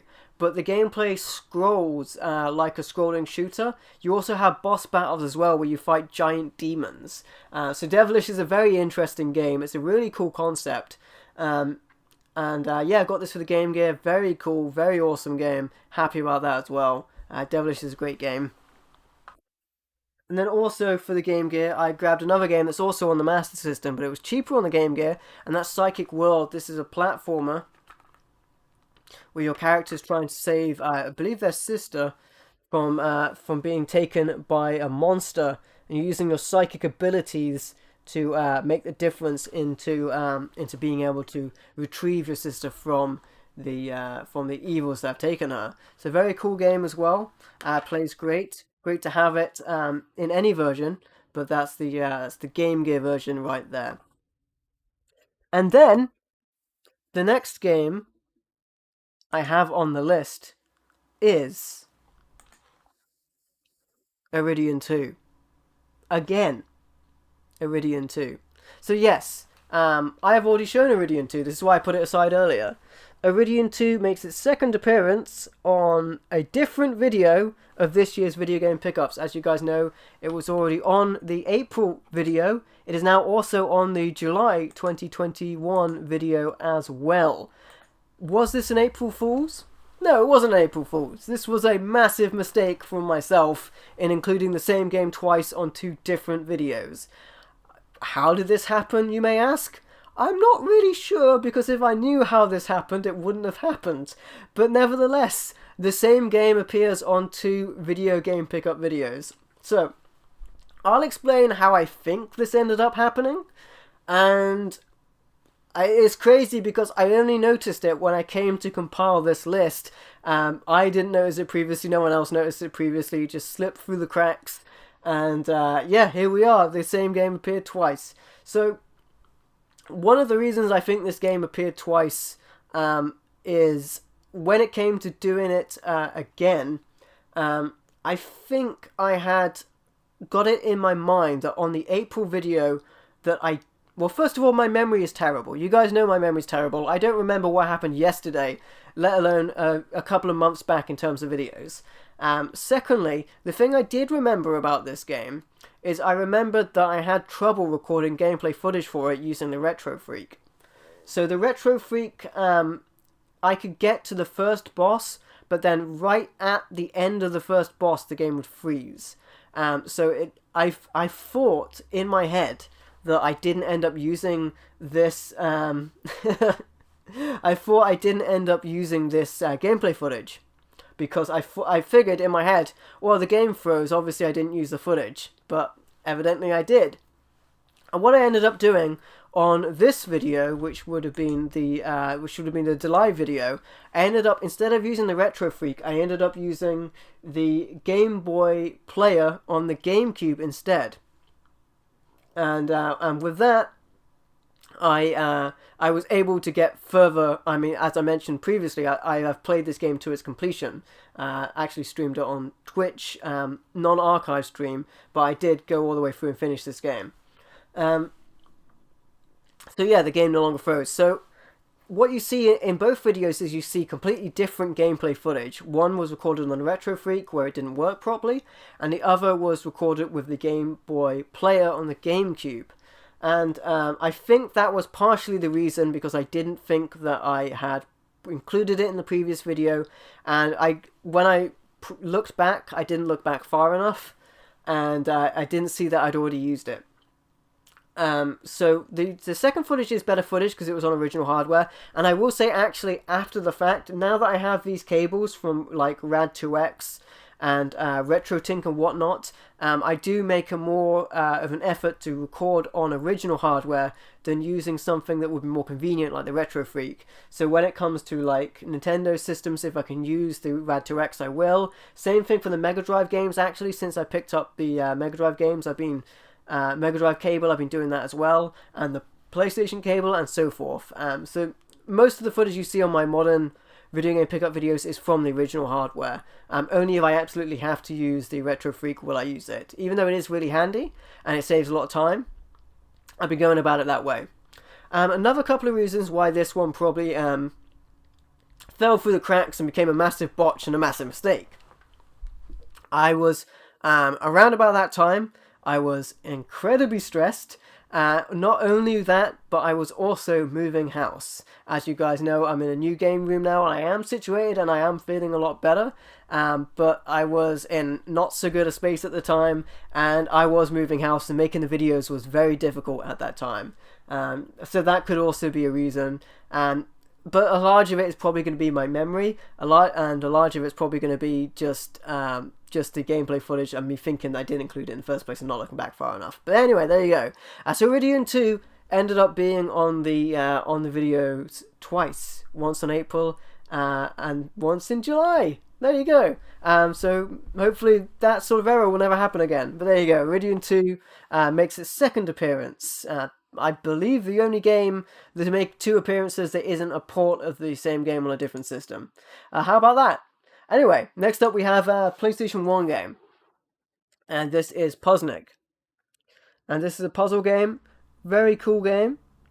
This game was really interesting, actually. This is one of those games that was really hard to put down when I was recording gameplay footage for. Very fun game, very interesting game. Often when I feel that way about games, I know that they're going to be probably considered for my top 10. I can't remember if this one was, just because this one is a little bit weird. But yeah, definitely this game was lots and lots of fun.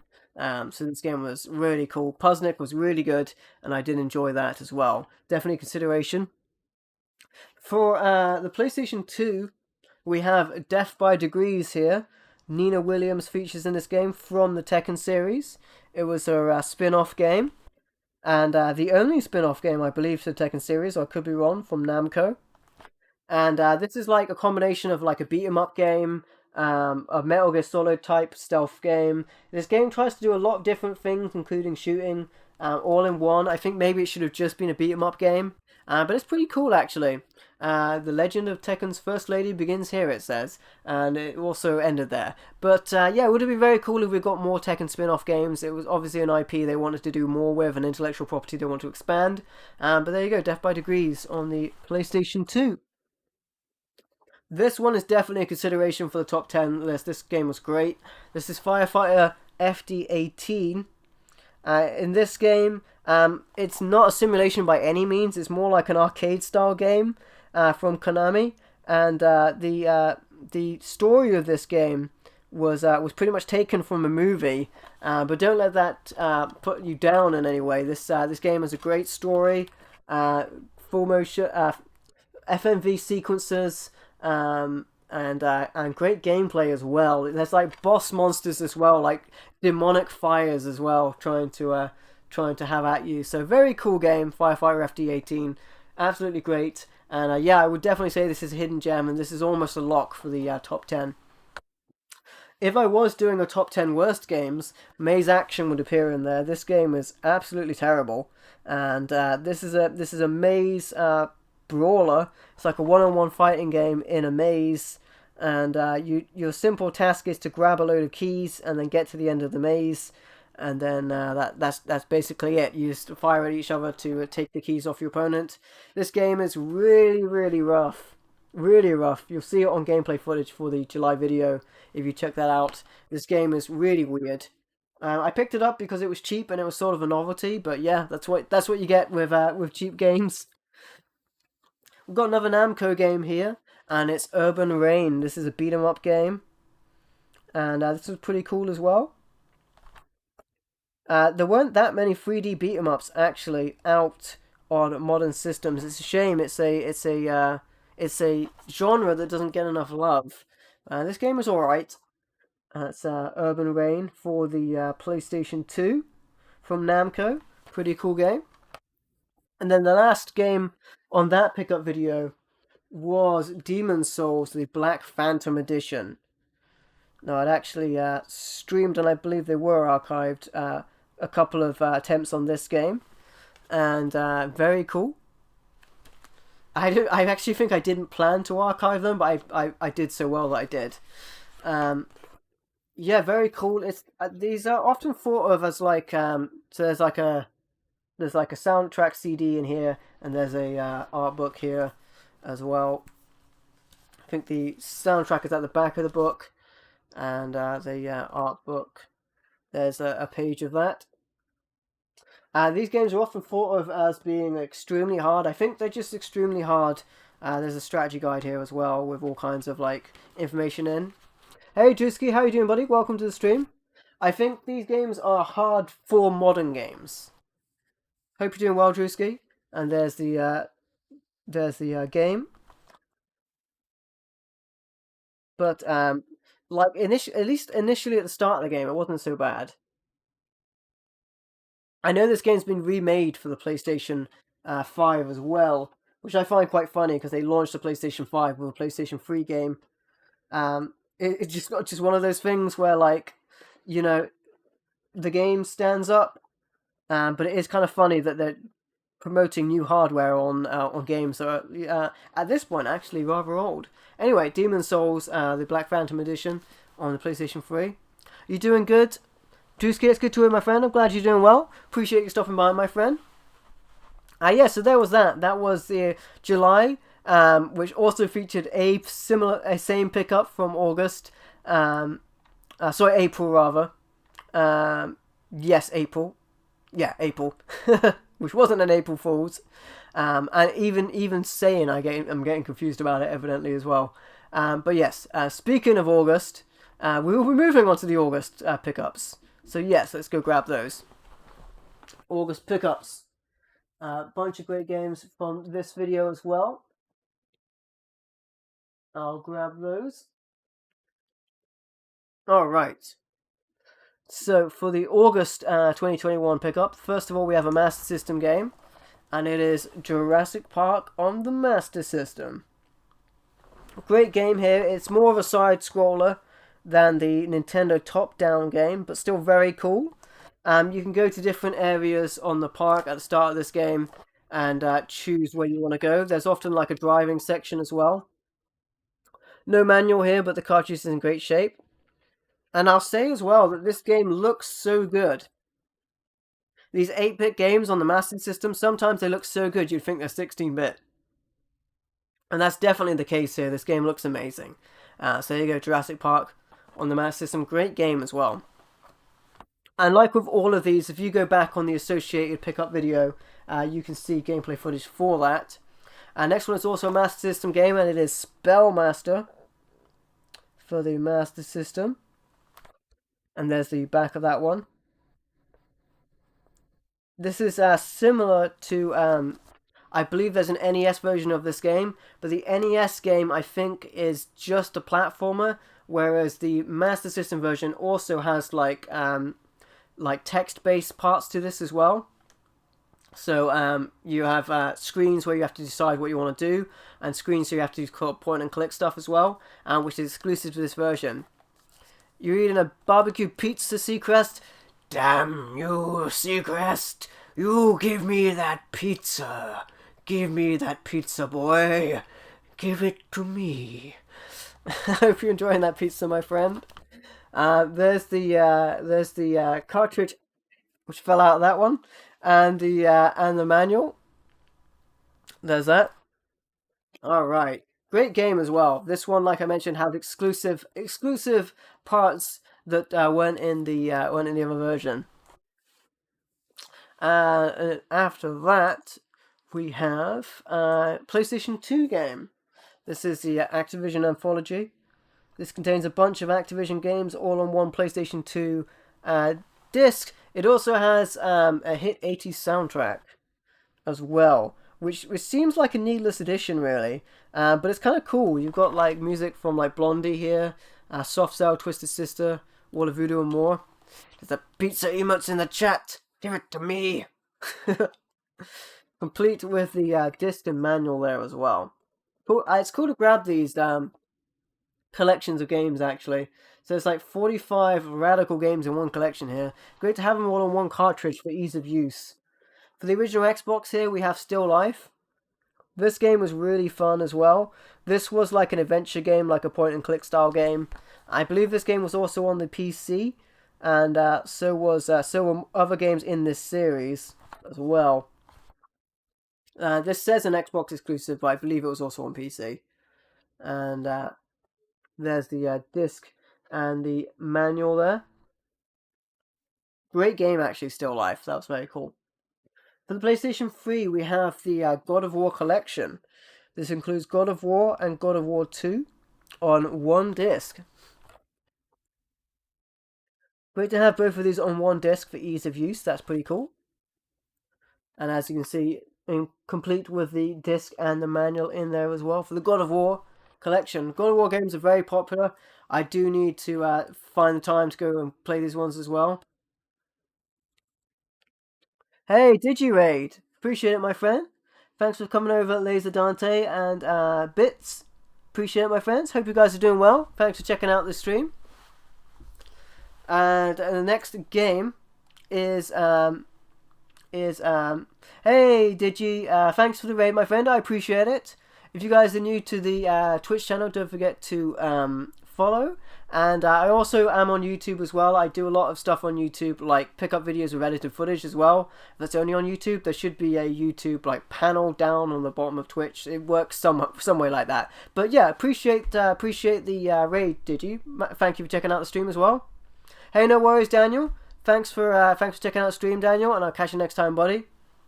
Why, thank you, Digi. Yeah, it's been a collection I built up over quite some time, actually. On this video, I'm going to be showing my pickups from my edited pickup videos throughout the year. So the edited pickup videos are on the main YouTube channel.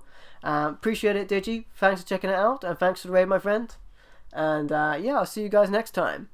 Next one for the DS is Super Mario Bros. Now, I don't remember if it's this game or if it's a 3DS game that I'm about to show you, but one of these games I could not get to work, and it turned out to be my 3DS that was actually the problem. This is a platformer. It's a fun It's a fun game on the system. One of these I played through and completed, and the other one I can't remember. As I spoke previously, my memory is pretty bad, but one of these I wasn't able to finish. But there you go, that's New Super Mario Bros. On the DS.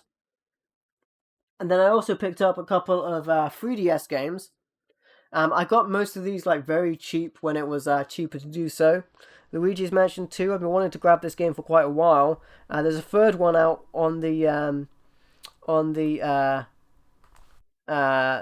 Switch now. Hey, Seacrest is over on Twitch as well. Checking it out. Very cool game. I wish the 3DS had like a way to link to the television as well. That would be handy. This one is complete with the cartridge and any associated paperwork, not always the manual. And then I think I finished the DS game. I think I was able to do that, but I don't think I was able to play this Super Mario 3D Land because my console, my handheld rather, my system, my 3DS wouldn't play this. So unfortunately, I did try getting another copy of this game, and the same thing happened. It froze in the exact same place. So it's definitely my handheld that's the issue. It's a cool game. I think there's a newer version of this out, if I'm not mistaken, on the Switch. So it'll be interesting to try that out at some point as well. But there you go, there's that with the cartridge. But yeah, very unfortunate that my system seems to have an error with it. I need to get a new 3DS as well. So many of my systems are breaking, but that's the way with time, unfortunately. Next up, we have some modern games as well. For the PlayStation 4, here's Cat Quest. This is a top-down RPG a la Zelda, but it's played with cats and dogs, so very cool. Very fun game. Now, I haven't mentioned on any of my pickup videos, but I have since picked up Cat Quest 1 and 2 on the Switch as well. So, I would recommend getting I think it's called the Possum Pack. But you can get Cat Quest 1 and Cat Quest 2 as a double pack. I believe on the PlayStation 4, but also on the Switch. And the Switch was my preferred way of playing them. And I have completed, again on streams that didn't end up being archived, but Cat Quest 1 and 2. And then, yeah, so there you go. And there's the disc for that. But yeah, I would recommend the Possum Pack of Cat Quest 1 and 2. Potentially on the Switch. Very cool games. I do recommend them as well. They're fun. And then we have Resident Evil Village. So there's that. This is the Steelbook. I ordered this off Amazon and it never arrived until like months after the fact. I ended up having to buy a replacement on the day to be able to play this and stream this. I did stream this and it was archived. So there's that. Yeah. I ended up waiting for months to get this on Amazon. And my original copy I ended up trading into, I think, CX to get some other games. So there's that. And it plays great on the PlayStation 4, actually. The only thing I would imagine is that that maybe the modern systems load a bit better. There's that. There's a code in there. I actually think I've already used the code. REverse. I think I gave the code to somebody on social media. I think for REverse. There you go. All right. Okay, so that is that video, and that was the August. So next will be September, which is headed up by an NES game. I'll go grab those games right now. They're just at the edge of my reach. So hopefully I can grab them and not knock them over, which would be nice. Let's just be careful about that. There we go. I mean, it would be funny if I knocked them over, definitely, but it would be awkward. Alright. Okay. So first up, we have an NES game, and it is a boxed NES game, and this was for the September 2021 video. I think somewhere around this time I started using different titles rather than month. I was using titles instead, and definitely going forward I will be using titles for the pickup videos. Like I mentioned, my pickup videos are not necessarily going to be monthly for next year. They're going to be episodic, in the same vein that my game hunting videos are episodic. But that's not to say they won't be monthly. At least initially for the first couple of months they are planned to be monthly. It's just making sure I have 10 good games to show you rather than just 10 like random games that, you know, like a bunch of Xbox 360 titles wouldn't be so interesting. I want to make sure I'm showing you great games in these pickup videos. So anyway, that's why they're going to move over to episodic as well, but it's easier to produce them like that. First of all, we have the Goonies 2, Konami Classic. It is complete in the box, but the box is not in good condition. So there's a look at that. As you can see, the back of the box here has been really, really wrecked. I'm not sure if that was done for a hanger tab or something, but yeah, there's a hole in the back of this box. Other than that, great game. It's got side-scrolling parts to it, and it also has parts of like point-and-click style gameplay as well. Next up, we have Wrath of Black Mantra here on the NES. Just another cool game. Great platformer. It's in pretty good condition, although the label is peeling a little bit. And yet again, it's PAL A. You can see it says PAL A on it.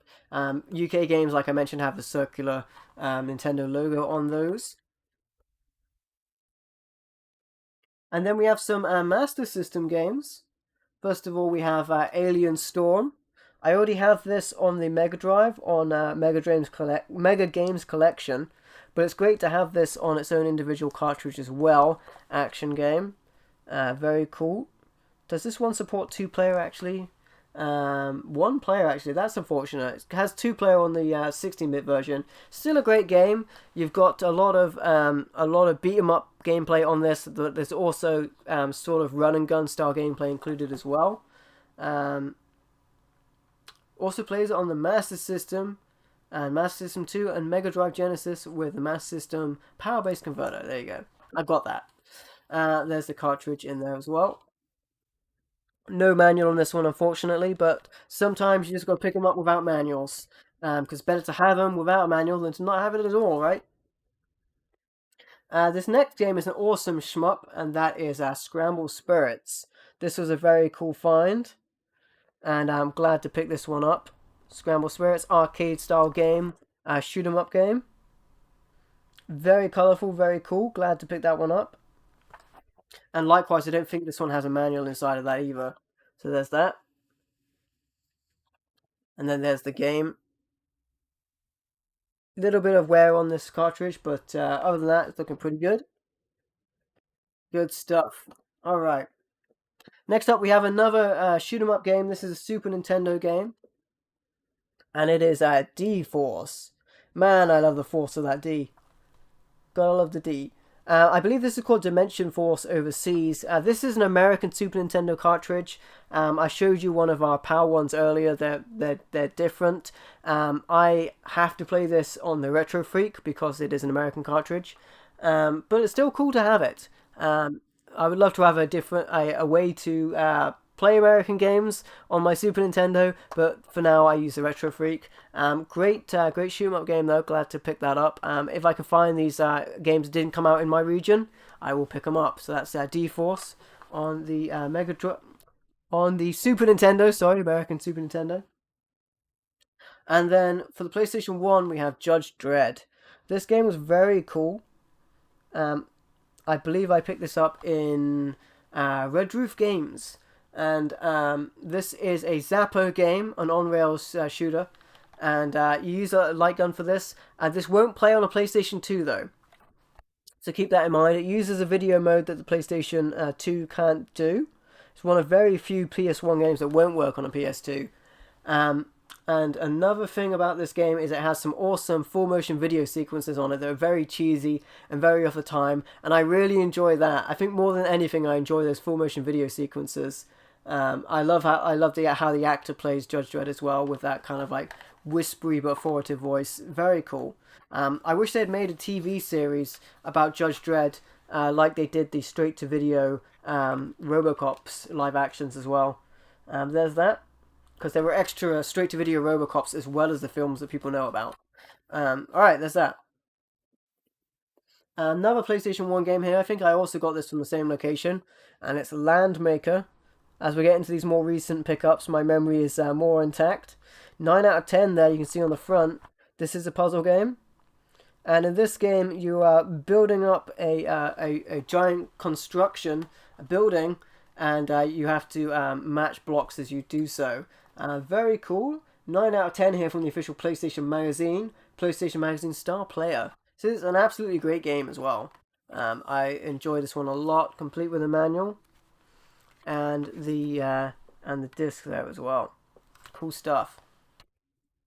All right, and then we have some PlayStation 2 games here. This is a game that I exposed in this pickup video. Exposed, and it is Dead Eye Jim.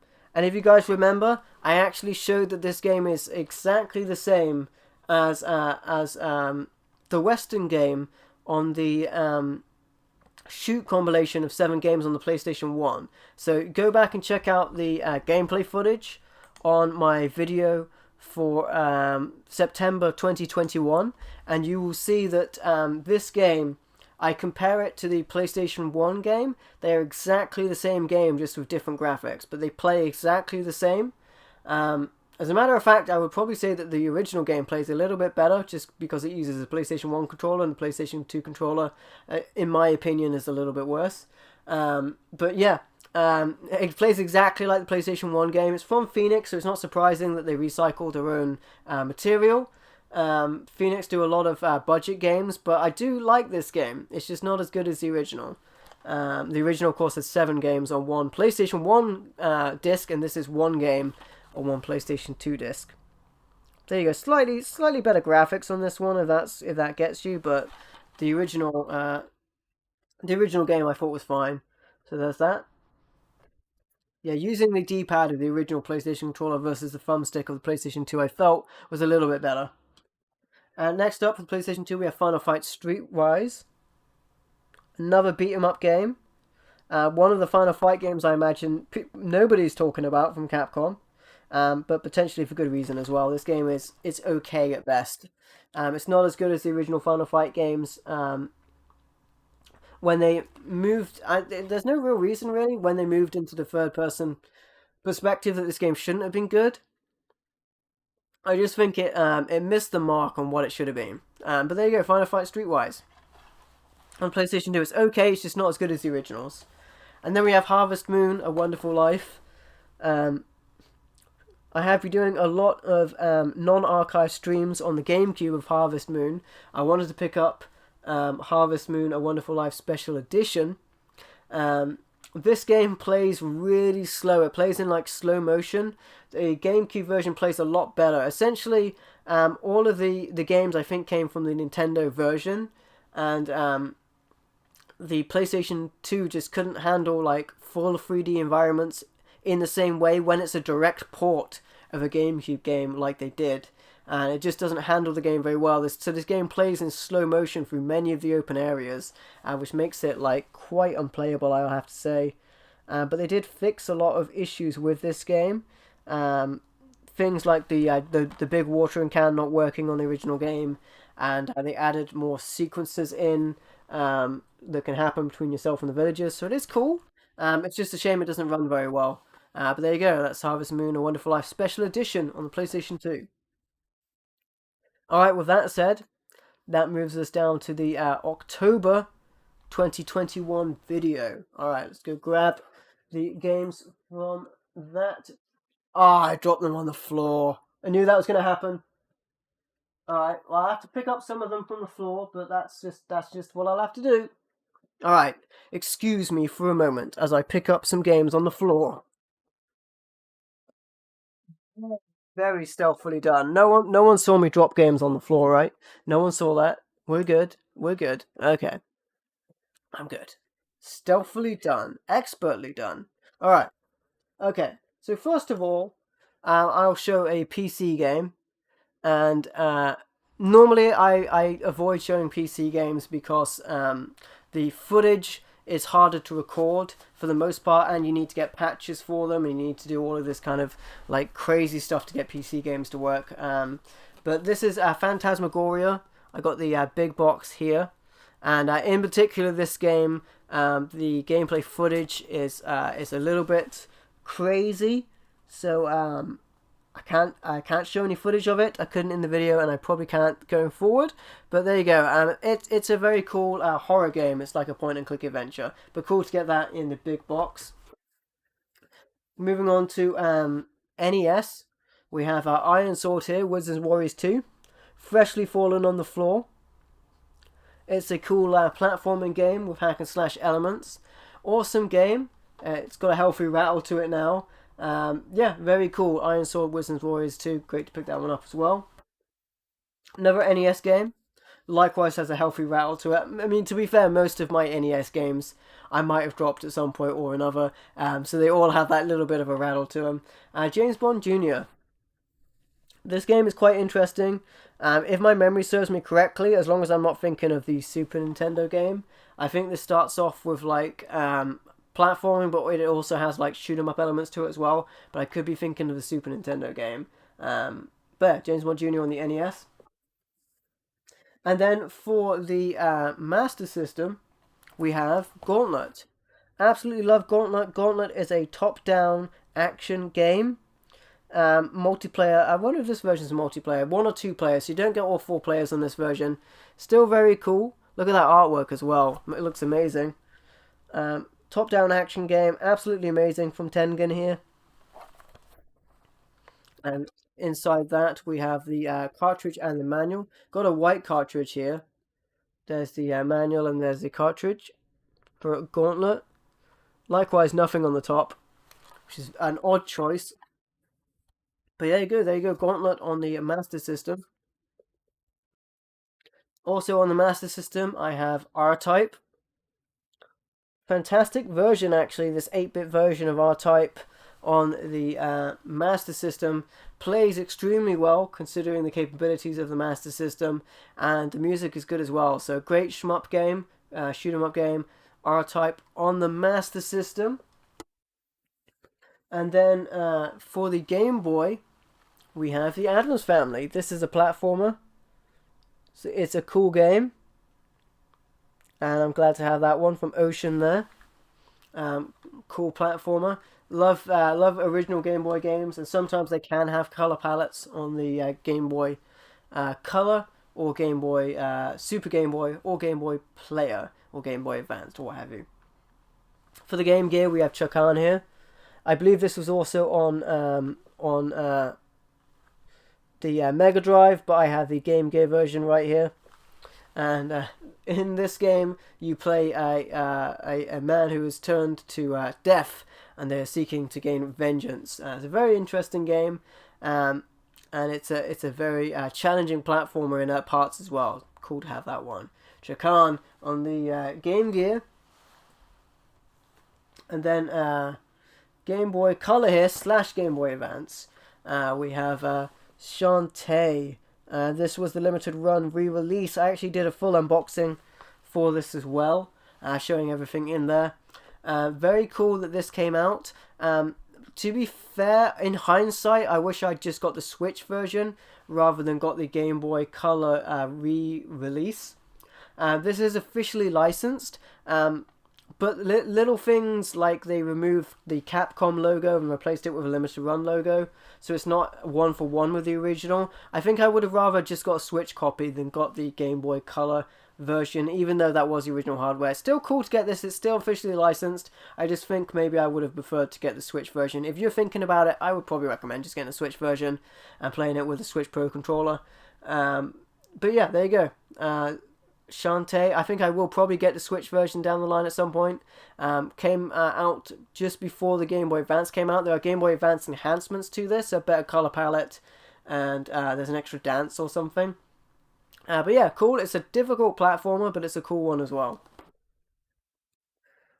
Also for the Game Boy Advance, we have R-Type 3 here.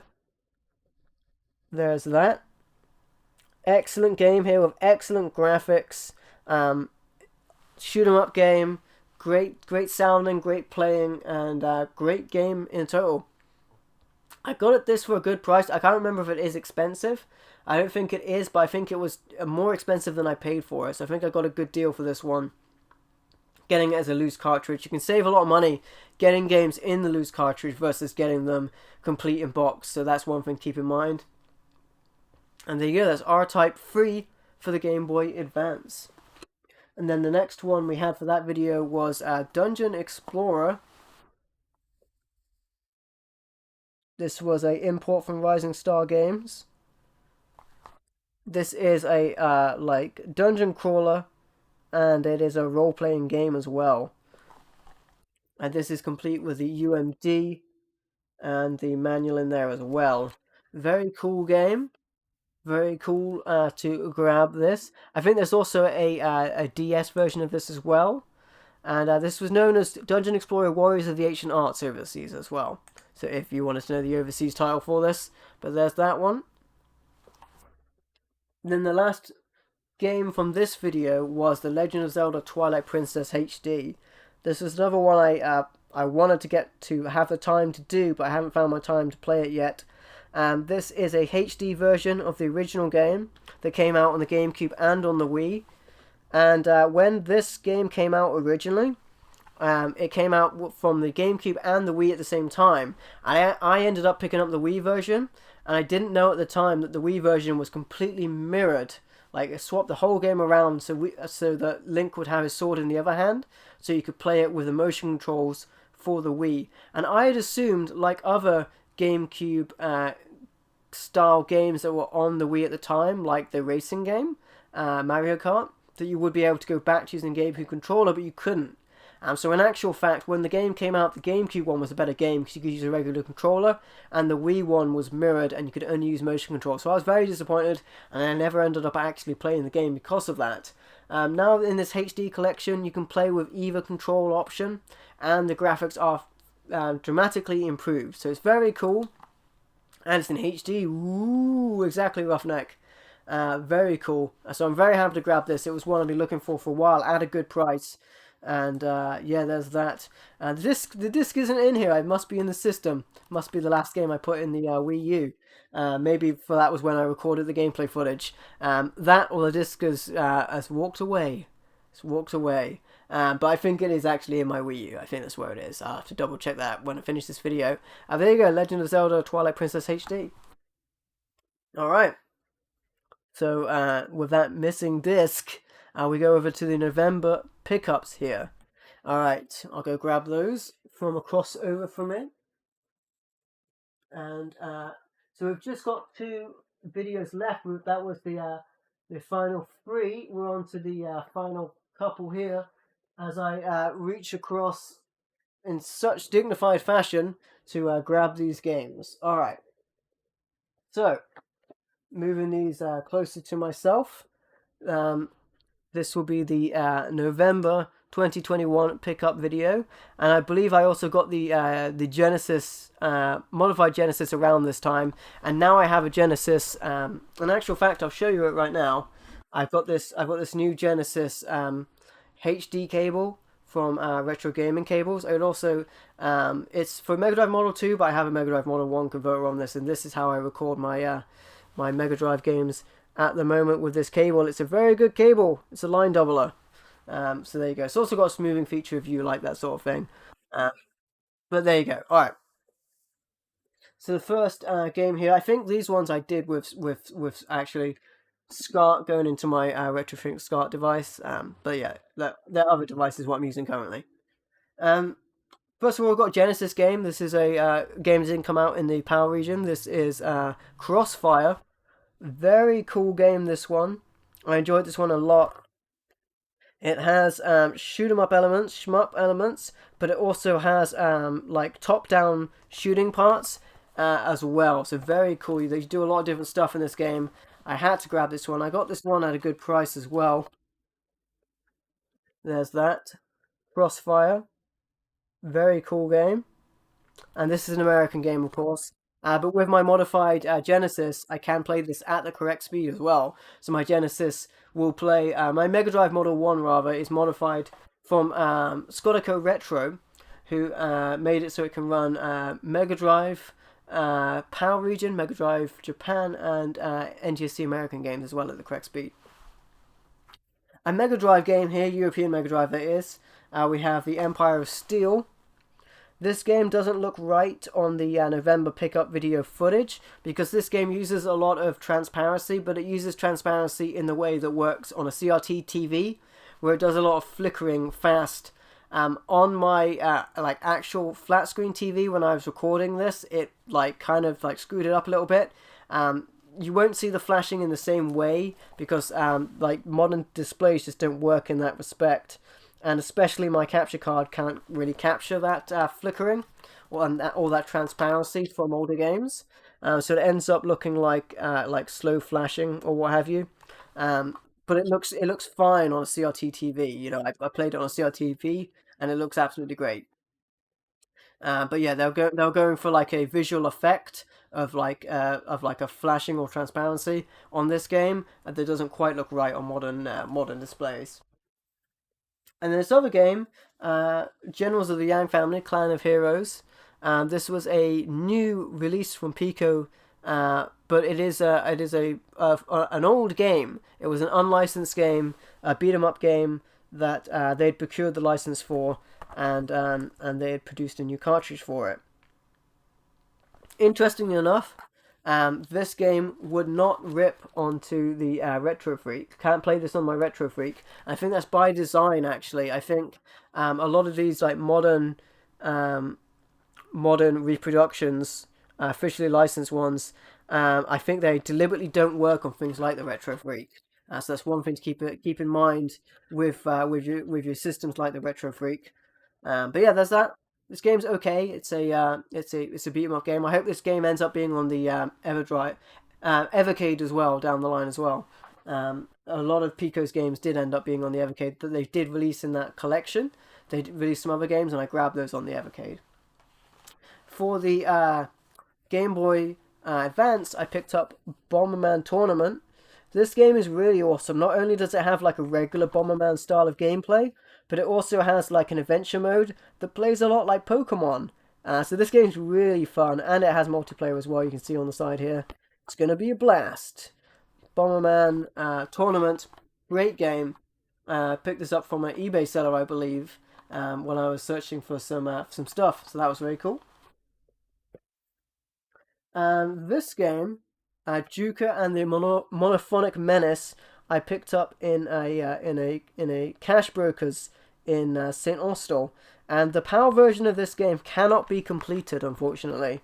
So the American version of this game can, but the PAL version has a game-breaking bug that prevents the game from being finished, which is very unfortunate. Having said that, picking this game up complete in box, I got a terrific deal. This game is actually very expensive. It's like £70, but I got it for like 20 or something. So I'm still very happy about that, but ideally I want to get an American cartridge at some point, and then I'll just swap out the PAL cartridge that's in here for an American one so I can complete the game. But yeah, there you go. That's Juka and the Monophonic Menace for the Game Boy Advance. There you go. Unfortunately, this version cannot be completed, but that's a fault with the original cartridge. From that eBay seller, I actually got given Ready to Rumble Round 2 boxing. They just gave me this as a freebie. They said, I'm not going to lie, this game is not very good, but it's good shelf filler. And they were not lying, this game is not very good. I actually have good memories of playing Ready to Rumble on the Dreamcast. I no longer have that, I don't think, anymore. I don't know what happened to it. I lost a couple of Dreamcast games, I think, to water damage. When I lost a lot of PlayStation games and a lot of big box PC games to water damage as well in the previous game room. This is okay. I got it for free, so I can't complain. It's a boxing game, and yeah, with the small amount of controls you have on the Game Boy Advance, it plays a little rough, but it's still cool to get this for free. I'll tell you what's really annoying about this though. On the side of the game here, there's nothing of the actual game title on either side. Very annoying. I don't know why they do that. Game Boy, at least in the PAL region, Game Boy boxes are very difficult to display. I'm not sure how you're supposed to display them unless you're supposed to display them front facing. And then for PlayStation 1, we have Chase the Express here. This is a action survival game. Very cool. I believe this is called Covert Ops Nuclear Dawn overseas. And it plays like a Resident Evil game. But it has a modern and non-horror setting. But very cool, very cool. This game, I got in that cash center in St. Austell, I believe. But I saw it, I knew I had to grab this one. And there's that, both discs included. Very interesting game. It plays very well. Plays very much like a Resident Evil style game. So it's a lot of fun. And for PlayStation 2 here, we have Dead to Rights. I've got other games in the series already, but I didn't have this one. Um, this was an interesting game to play. It has a lot of action to it and a lot of curious mini games. But this game is very cool. I thought it was pretty awesome, and it is complete with the disc and manual there. An action game here, third-person shooter elements to it as well. In that sort of same veins and style as you started to see in games like Max Payne that were going on Matrix feel.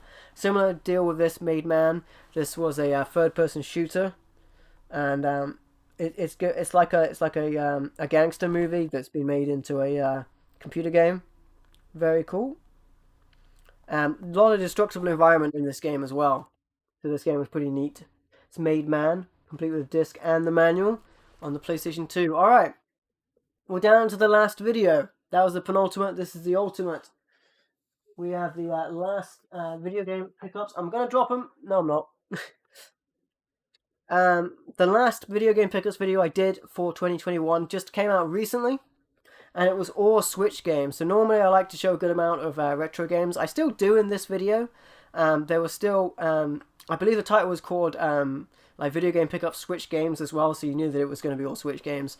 There's still a lot of retro games in here because there's a lot of cartridge compilations of retro games included. But yeah, for the most part, I've been picking up a bunch of Switch games, and then I've been not including. I've been trying not to include modern games in the videos, but I ended up with all of these Switch games, and I just decided to make one video with all of them in. So I hope you guys enjoyed that. That was a recent one, and then it's only going to be a one-off. I'm going to mostly have retro games, and at least that's what's planned for the next bunch of video game pickup videos anyway. So yeah, we'll take a look at this. This was the last video, and that was all Switch games. The first one was the Blaster Master Zero Trilogy. And for many of these games, you can see me breaking the seal of them over on... if you're a supporter over on Patreon or YouTube channel membership, I did some breaking the seal videos for these, so you can see me open them up. This is all three Blaster Master Zero games, the Metafight Trilogy, I believe it's referred to as, on one cartridge. So these games came out physically from Limited Run individually, but after that it was announced you could get on PlayAsia all three games in one compilation. Now initially I did try and get my hands on the special edition with like an art book and a soundtrack CD, and unfortunately that wasn't available. But PlayAsia was really cool in sorting out with me to be able to still grab a copy of that game. And yeah, great side-scrolling games. If you played the original Blaster Master on the NES, similar deal, but these ones have save points as well. It's a bit bland on the inside actually with just the cartridge.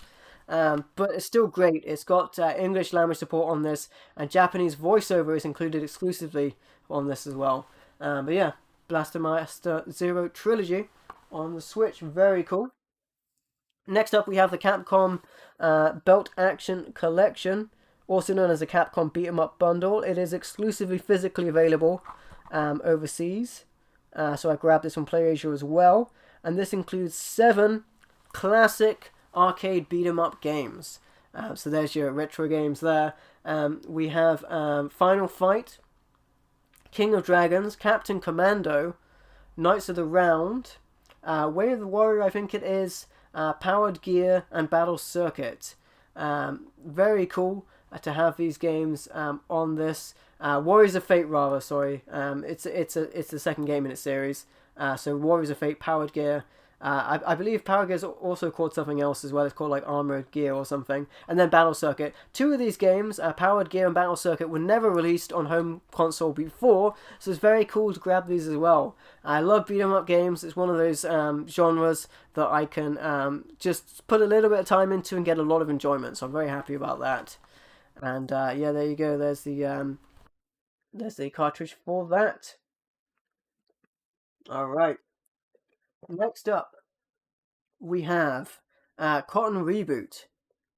I believe I got this from Strictly Limited Games, and this is a remake of Cotton Fantastic Knight's Dreams. It also includes the original version of that game in there as well as the visually enhanced new version.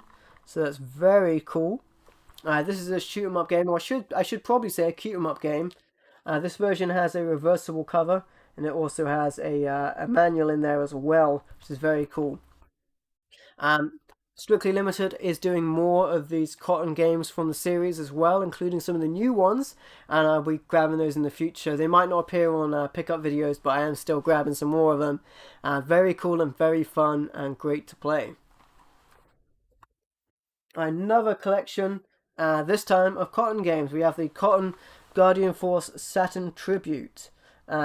Games originally released on the Sega Saturn overseas on this collection. And you have a bunch of games included on this collection. You've got Cotton 2, Cotton Boomerang, which is like a remake of Cotton 2, or a revised version, I should say, and Guardian Force as well. 3 shoot 'em up games on one collection. Now, I will say I got this from PlayAsia, and I know that Strictly Limited are doing a version of this as well. I think, regardless, you will still have Japanese dialogue in the game, because that's just how the games were. But another thing is that these games have quite a large amount of input lag, and they're hoping to address that in a patch, I believe, is the intention, but we'll have to see going down the line. This does just include the cartridge, but there's a look on the inside right there. But it's still cool to grab these on one collection, but if I'd been a little more patient, I probably would have waited for the Strictly Limited version. And a great game here from Way Forward. This is Double Dragon Neon. This originally came out on the Xbox 360 digitally, and I missed out on that because I don't collect digital games. But through Limited Run Games, they made a physical version of this recently for the Nintendo Switch, and I'm so happy they did. It takes the original Double Dragon game, but Way Forward has just gone crazy with it, and suddenly the game is all in a new place. And yeah, this is essentially a version of Double Dragon, but Way Forward does its classic kind of like crazy work with it. And this Brotacular beat 'em up is back. So I couldn't be happier to have this one, because this one is amazing. And this is definitely a candidate for the top 10, should we see it on there. So look forward to that. Double Dragon Neon. Great to have a physical version of that on Nintendo Switch. Another thing that's great to have a physical version of on the Switch is River City Girls. Now, I know that Limited Run Game did a physical version of this, but that version is incredibly expensive. This is the version from PlayAsia, and it's much more accessible to grab this version. And it also plays in English if your system is set to English. There's just the cartridge in there, but this is a beat-em-up game from Way Forward.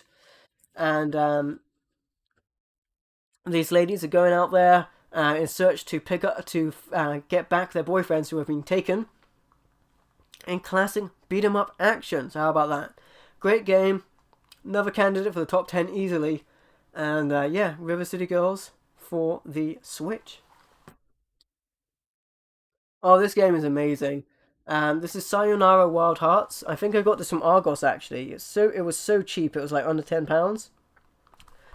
And this was not a limited release, so you can pick this up right now. And this game, man, how do I describe this game? I recently streamed this all the way through a while ago, and that is archived on the channel, so you can check that out. But also when I came to doing the footage of this for this video, I just found myself just saying to myself, this is so good.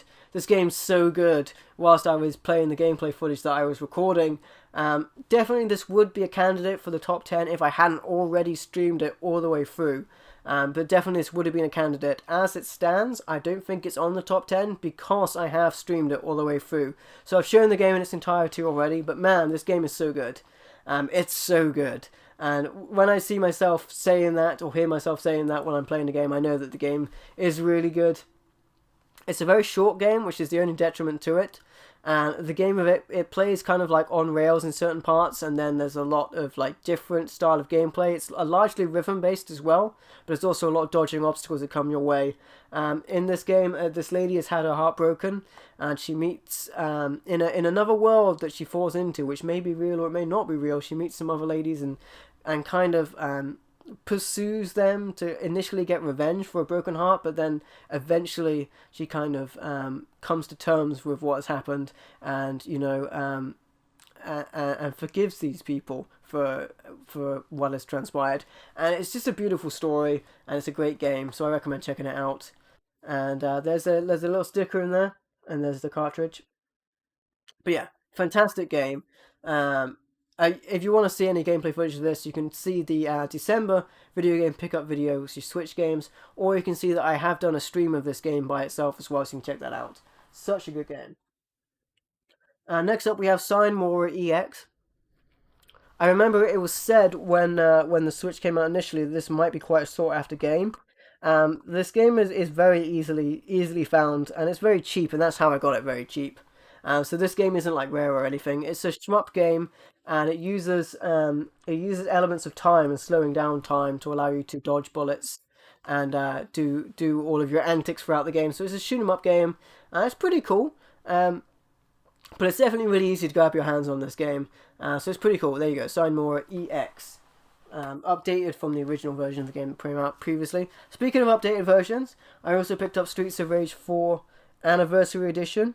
This includes Mr. X's Nightmare on the cartridge.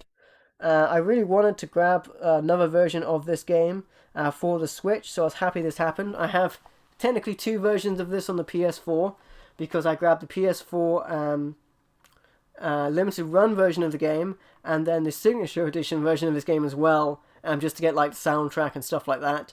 So I love this game. And this version includes the extra characters and the Mr. X's Nightmare DLC content on the cartridge, which is very cool. So I had to grab this for the Switch. I want to do that with like Scott Pilgrim vs. the World as well, which is another game I've shown off a while ago on an unboxing. But there's that, because I actually regretted getting Scott Pilgrim on the PS4. I wanted to get it on the Switch, and I may well do down the line. This was a game I wanted to have on the Switch as well, so now I do have it on the Switch. Streets of Rage Anniversary Edition on the Nintendo Switch. There you go. And then we're on our last game of all of the games for the year. Just over 2.5 hours, guys. We've enjoyed checking out the pickups from this year of 2021. And the last one is Wonder Boy, Asher in Monster World. And this includes on the cartridge, exclusively to the Switch version, exclusively it includes the original game on the cartridge as well. The PlayStation 4 version does include the original game, but as a download code. The Switch one has it on the cartridge, which is why I definitely picked the Switch version. Yeah, it says it on the back actually, bonus of the original game included. So there's that. Very cool. Anyway, guys, that is also including not just a reversible cover, but also a manual and a cartridge in there as well.